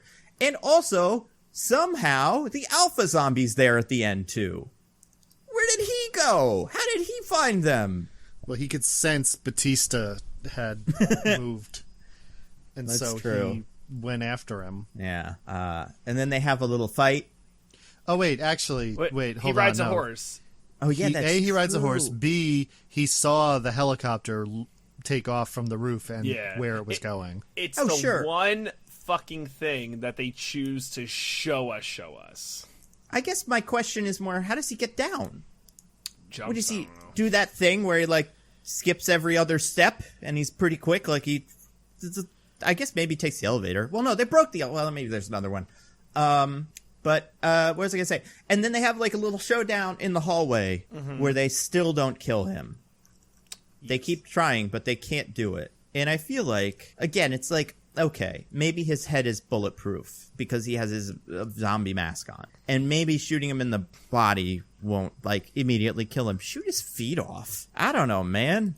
He still needs to walk. Shoot his hands off. I feel like eventually bullets rip through you. Like, they make a big hole on the other side. If you shoot enough of them at this zombie, it's going to cut him in half. Batista's gun is, like, super high caliber. Yeah. Right? Like, it's a fucking gun. So. It's a gun in a Zack Snyder movie. It's a big gun. Well, he doesn't shoot his gun at him in this scene. He shoots a grenade at him. Yeah. Oh, my God. I also, I gotta tell you, when this was happening, Zeus, the king zombie, was charging down the hallway at Batista, who lifts a fridge off of the floor to bust down the door to get to his daughter. Yeah. I was hoping so bad that the king zombie would finish charging and Batista would take the momentum into a suplex. That would have been so cool. That would have been great. I really should have been it. On the writing team of Diggins. He could have done a tactical headbutt like Vin Diesel. You know, they could have learned their moves, traded moves on the Guardians of the Galaxy set or something. I mean, Vin Diesel probably wasn't there, but still, maybe on the red carpet, been like, you should end your movie with the tactical headbutt. Everyone loves those. He's like, yeah, figure it out. Also, we've kind of skipped this part. The tiger eats the guy, the bad guy. Way too long. It matters so little. It's like a full minute-long scene, and I think the movie is like, you see? We got him. That villain you hated so much. And I'm like, I don't know, man. Seems like a dick. Also, the coyote, Lily, had swapped the head with the money-counting machine they brought. Yeah. So he doesn't have the head, and then she uses the head to distract him so they can take off from the first casino. Yeah. To distract King Zombie before she throws it off the side of the roof and the zombie head dies. Because it was still alive, actually. Yeah. Yeah. Yeah, and then they kill the king zombie. Oh, I guess the king zombie jumps into the helicopter. Tig gets shot. The helicopter crashes. What part of her gets shot? So I thought it was the head, but it turns into the shoulder. Apparently it's the shoulder. Yeah, because she's alive after getting shot. Maybe it was different on Crystalia because he's taller or something. She's alive and also can continue to pilot a helicopter with only minor difficulties. Yeah, I mean, she's that cool. She smoked that many cigarettes that she can do it, so that works for me. But while this is going on, Batista is having a fight with the alpha zombie in the helicopter, and then they crash land in the desert. Crash land, they flip over like 5 times, don't explode, and Kate just kind of brushes herself off like, oh, couple of scratches, no problem here. Her legs would have been fucking crushed. Tig is super dead, and Batista is laying like all, you know, like he's laying like Robert Downey Jr.'s character is in the scene they're filming in the beginning of Tropic Thunder. Just like, oh, I'm about to die. You gotta listen to me. Tell my last words. And it turns out that it's the food truck thing, because of course it is. And then she kills him. Yep. Mm-hmm. Oh, also, I don't know if you get, I mean, so she dies in the crash, I guess, or apparently there's like a quick scene of it that you can see. But Gita, the person she went through all this to rescue, she makes it to the helicopter, but then dies in the crash. But like, they pay no attention to her whatsoever. She basically vanishes after she gets into that helicopter. I didn't know she died. I assumed she died in the crash. I didn't realize that we kind of see it. I didn't see it either. I'm only going by what I have like read since then. Is that I guess you can see her body at some point. They definitely. Is she also a robot? I don't know. Maybe they definitely. I mean, they do a close up on Tig Notaro being dead. And you're like, oh damn, she died in the crash. That sucks. Yeah. Rip. But apparently, you can also see Gita at some point. That's so insane. But it feels like the movie just like forgot about her after she gets in that helicopter. Yeah, and this is kind of like that moment, I think, is where I felt Zack Snyder kind of seep through this very by-the-numbers zombie heist movie. I know, it's a crazy set. But, like, I feel like in a heist movie like Ocean's 11 or whatever, you get out. Everyone gets out, right? And that's kind of the part of it. That's the fun of it. They take the house. And in a zombie movie, most people die. But there is some sort of, like, happy ending, you know, reached by a couple of characters. But in this, it's even darker than your average zombie movie. It's such a, like, pessimistic kind of movie. Yeah. It's I guess pessimistic isn't the right word. What's the word? Like hopeless, I guess, is more of it. Where it's just like, yeah, I mean, everybody dies. What do you expect? What'd you want? Right? Yeah, it's a bummer. And then the movie has a post-credit scene for some reason. It's not really a post-credit scene, but like a post-movie scene. Yeah, which is coda. Vanderhoe getting out of the vault, not instantly dying of radiation sickness. Yep. And then just an extended scene of him getting to an airport, getting a private jet, being like, I'm going to live the good life. Looks in the... Feels sick, goes to the airplane bathroom. Oh no, I have a big comedy bite mark on my arm I didn't notice until this point. Oh, and this is the bit where they play the song. Yeah. Zombie. What a weird choice. Do you think Zack Snyder knows what it's about? Honest question. Not. Or do you think he Googled zombie song and it was the first one he got? That one. That thing. Okay, yeah. The Suicide Squad, like school of picking songs. I think that's right, too. Somebody on screen has a bat, so you play the song where somebody says batter, batter, batter, swing, batter. Yeah! That's Love it. that. That's the end of the thought process. Did you think the ending was going to be him having a threesome with those two stewardesses and it was going to be a happy ending? I did. No. Man. I thought it was going to be that he was infected, and of course it was. It's a bummer. Which he should just kill himself right then and there, right? Like, don't, you know... Or the stewardesses should. This should be something... He should, like, lock the door and, like, pound on it, being like, hey, I just noticed I'm bitten. Like, as soon as we land, go get somebody to kill my zombie form. I've locked myself in here. Good luck. And also, if he turns into a zombie, he probably isn't going to be able to land the plane. I don't... Yeah. You know what? Actually, yeah, he should go like, hey, I just realized I'm bitten, so just push me out of the plane. Yeah. Just open up the door. I'm going to jump. Like, I don't know. Yeah. I mean, maybe he is, because of the radiation he was exposed to, an even smarter, better, cooler zombie that also is mostly just a guy. How long did it take him to turn? Hours. He drove to Utah. Yeah. He got the plane in the air. Welcome to Utah. Your constitutional rights are gone. Yeah, that's actually just in Utah. Yeah, that's true. That sign's actually just there. Definitely Salt Lake City. One other thing that's interesting about the ending, where the like kind of like you were saying, like the temperature guns and like creeps in. The bit for me at the end is when we learn where the plane is going. Yeah. You guys remember this? Oh yeah. Mexico City. We're getting zombie caravans. We're getting a zombie wall. Build the wall to keep the Mexican zombies out. Guaranteed next movie. Guaranteed. Oh boy, that probably is happening, isn't it? Right? Like I can't imagine another reason to say they're going to Mexico City other than to set that up. But I mean, hey, that's gonna be something, won't it? What do you think we call the next one of these? Caravan of the Dead. I think so, yeah. That'd be great. Oh my god. Zack. Dreamers of the Dead. And I, like, it's weird. I don't know. I wish this movie was better, but also, I do kind of think it's kind of funny how... I'm kind of impressed at how much it's not, and that makes it interesting to me. Oh, hell of a movie. Have we changed your mind, DJ? Do you like it now? No, I'm exactly where I started. Well, I changed Nando's mind, which means I have a majority of the podcast on myself. Well, what you need to change his mind. What you need to change his mind about is next week. Surely Nando will just remember who has agreed with him about Army of the Dead, as well as who backs an NBA team that is up 2-0, perhaps even more by the time of that recording. That's true. He will know who he should pick. I'll forget. I'm even the one that does the picking next week, so don't get too attached. But hey, I don't know. We'll see. But this movie's wild. Anything else? Do you want to see a trailer for it or a sequel for it? Excuse me. No.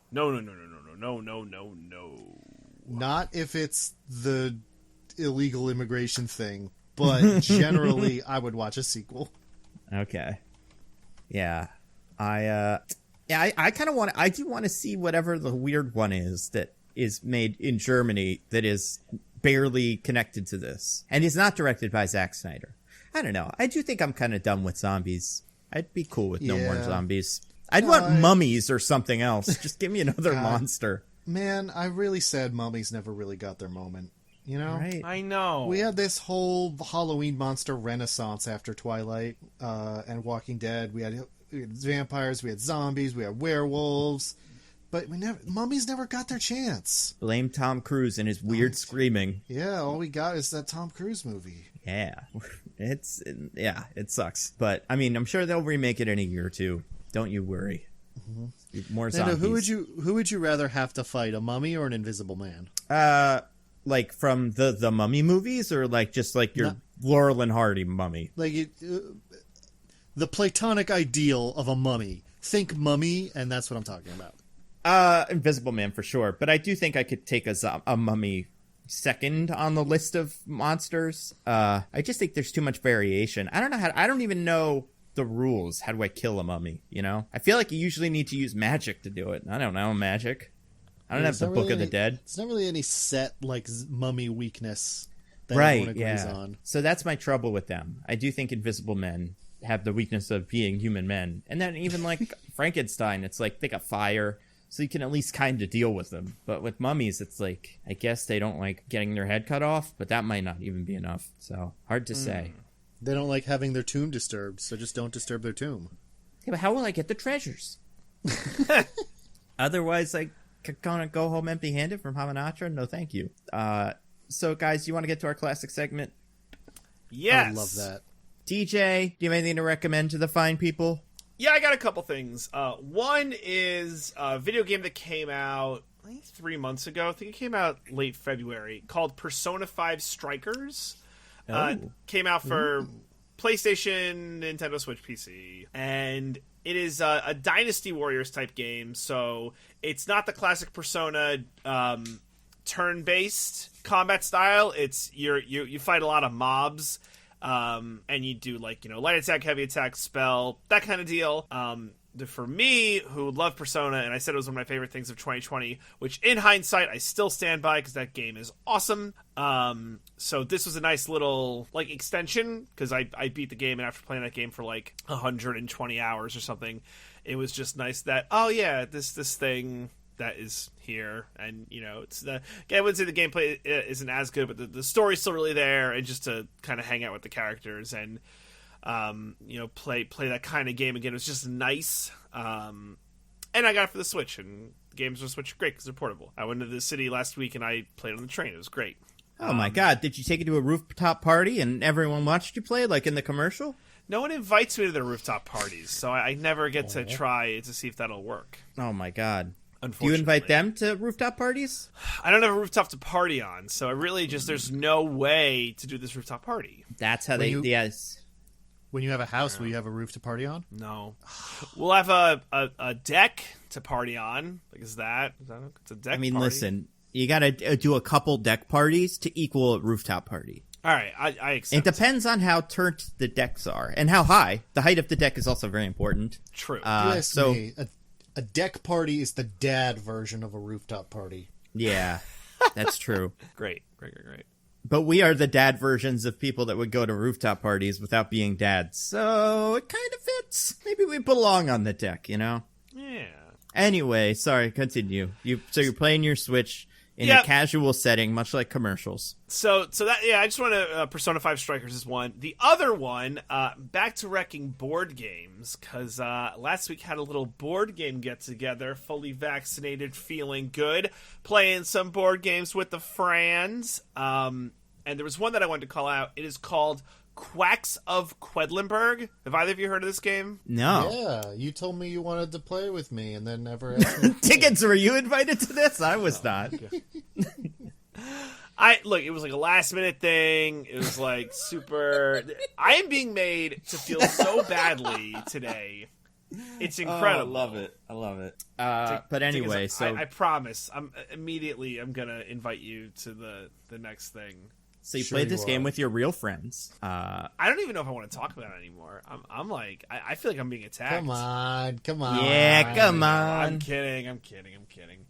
Oh, fuck you guys. No. That's fair. We deserve that. Yeah. So, we're gonna play this game, Diggins, I promise. So the premise of this game is you are these, like, potion masters during a festival, a 9-day festival. So the whole game is 9 turns. And you have a bag, and inside the bag are little tokens. And the tokens have different effects, but basically, you want to try advance yourself in this little cauldron by getting as many points as possible in one turn. The trick is, if you pull a certain amount of cherry bombs, your potion explodes and bad things happen.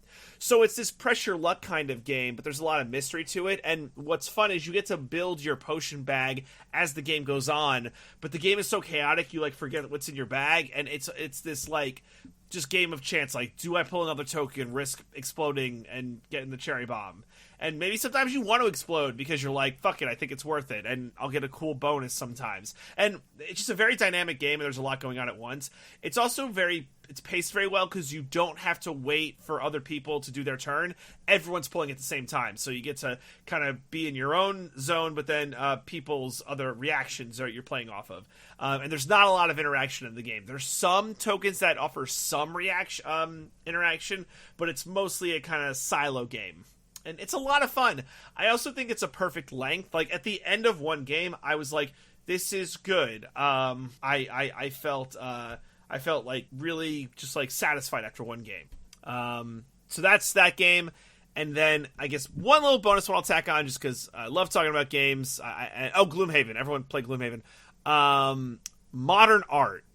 Modern Art is a fun game where it's an auction style game where you're trying to bid on different art pieces against this game is very interactive because you're bidding against your fellow players, and depending on what you bid on, that is what inflates the price of certain art, and it allows you to kind of project ahead and get the most valuable art, and you have a little bit of say, but maybe someone else wants their art to be more valuable, so they'll inflate the price of that art. And it's like a very fun, again, really good length just game where you're kind of having to spend money in ways where you're not trying to fuck up too bad and get yourself in a hole.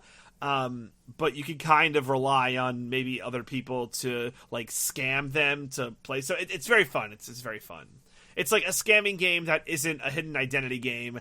And after having played like a bajillion hidden identity games, it was nice to have one of those that is in that style of a lot of player interaction, but not hidden identity. So, woo, cool. Yeah. Well, I know I threw a lot out there, but it's a board game summer, baby. So those are cool games I would like to play. Yeah, that sounds like a lot of fun. Diggins, you want to get together and play one of these games one of these days? Yeah, totally. I would love to do that, Nando. Yeah, we'll hook that up. When we go down to Philly, Diggins, you just come to Philly and we'll just play board games. Okay. We'll see. We will see. Diggins, speaking of you, do you have anything to recommend to the fine people? I do indeed, Nando. Now, perhaps somewhat uncharacteristically, this past week I have watched an anime. Ooh, off the Criterion Collection? No. Although I imagine there are some animes on the Criterion Collection. For sure. I mean, maybe, I don't know. Probably like the Kira, maybe, I don't know. Maybe a couple Miyazaki movies or something. Oh, yeah, for sure. Anyway, this is a new anime, not an old anime. It is, in fact, still airing right now. It's not over yet, although it's close. Oh. It's called Odd Taxi. So, like many animes, or Japanimations, if you will, all the characters are animals for some reason, but that's not important. Yeah. It's like, it literally couldn't matter less. The real thing that it's about is it's sort of a a noirish mystery, but it's mostly just about a series of people in, I think it's Tokyo, is the city. The main character is this taxi driver who, a large portion of the show is literally just he picks people up in his taxi and then they talk. And there's this whole subplot going on in the background of there's this high school girl who's missing and he picked her up the night she disappeared. She was hailing a taxi and he was the one who picked her up. He does not appear to know what happened to her, although it is somewhat of a mystery what happened, so we don't know for sure. But there's all this investigation by the police and by some criminal types who might be involved going on that crisscrosses throughout the show, but it's not exactly the main focus. The main focus is just all these different conversations that people are having. Not just him with his passengers, but also he has his friends, his doctor, the nurse who works for his doctor. It's very much like this interconnected web of all these people throughout Tokyo. And we follow one or the other of them as they talk to someone else or do some minor thing and just see these bits of their lives. What's interesting about it is it's all very interwoven.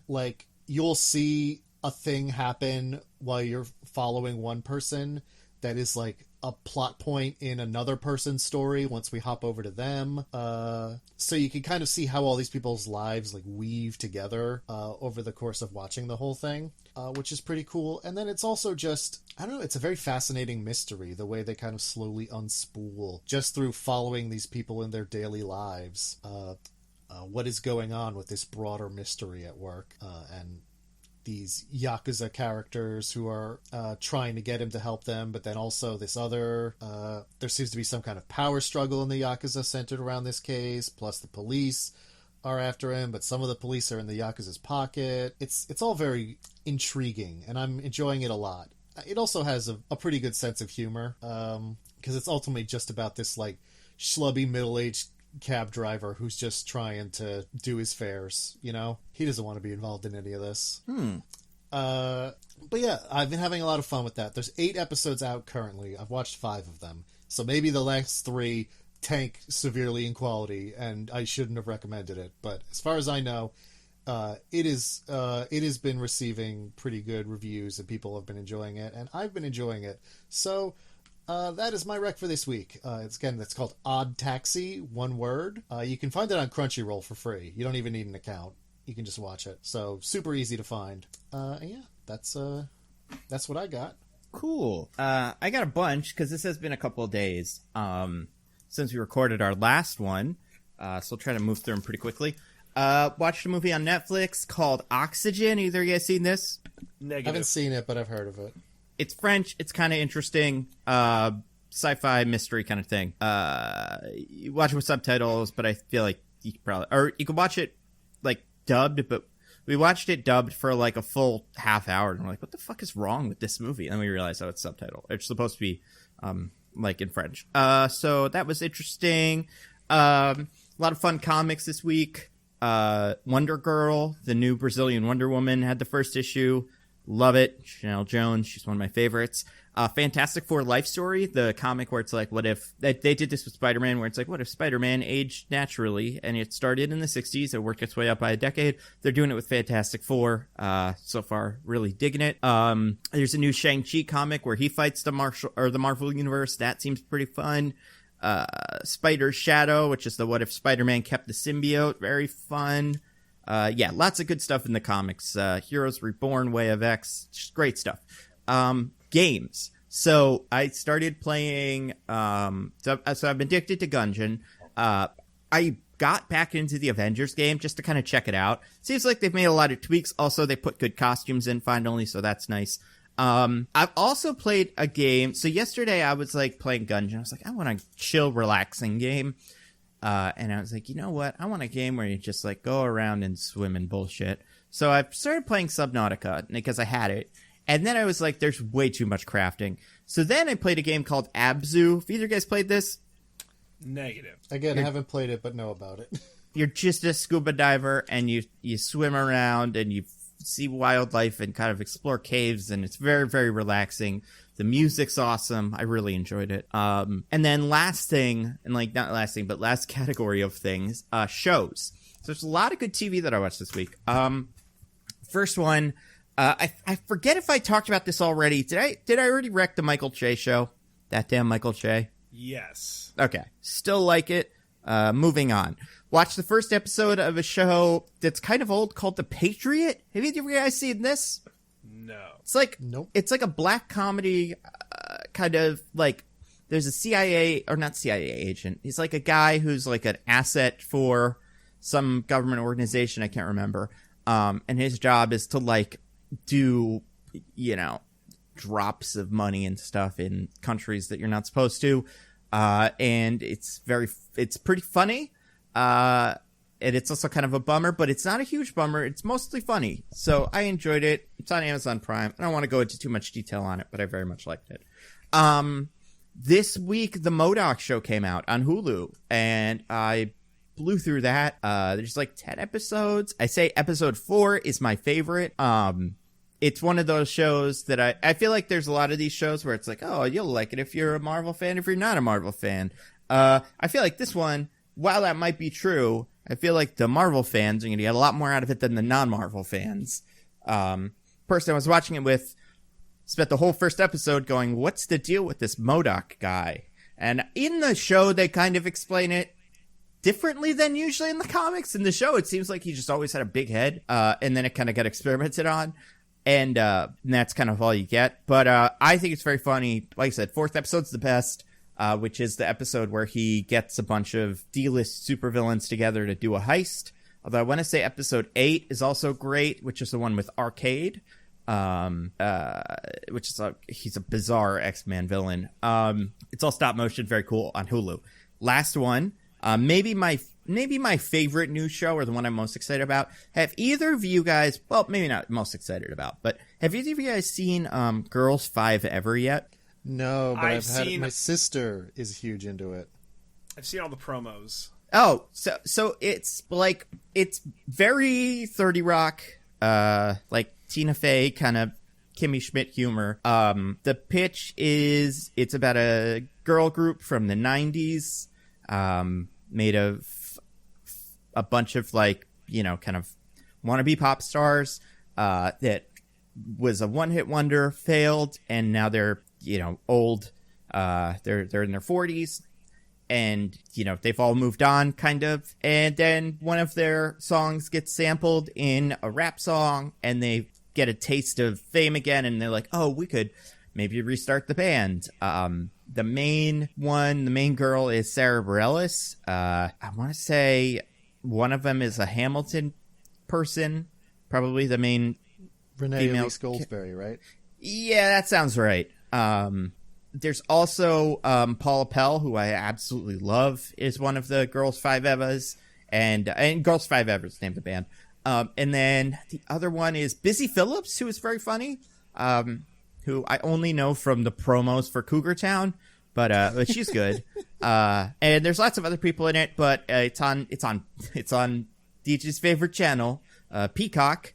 The cat. And if you have like a subscription, I think you can watch all the episodes, but the free version, you can watch them weekly. So I've so far watched the first 3, but I'm really enjoying it. And I like all of those comedians that worked on it and that are in it. Yeah, I think it's really funny. And it's like a nice little, I feel like the thing about that's nice is it's just like a nice little good time. It's not like there's a certain amount of lightness that comes with 30 Rock that even like something like Schitt's Creek or like another show that's generally on the more positive side, you're still like, is this going to be a very special episode where they're going to try to make me cry or something? But with this, it's just like, you watch it, you have fun. It's good.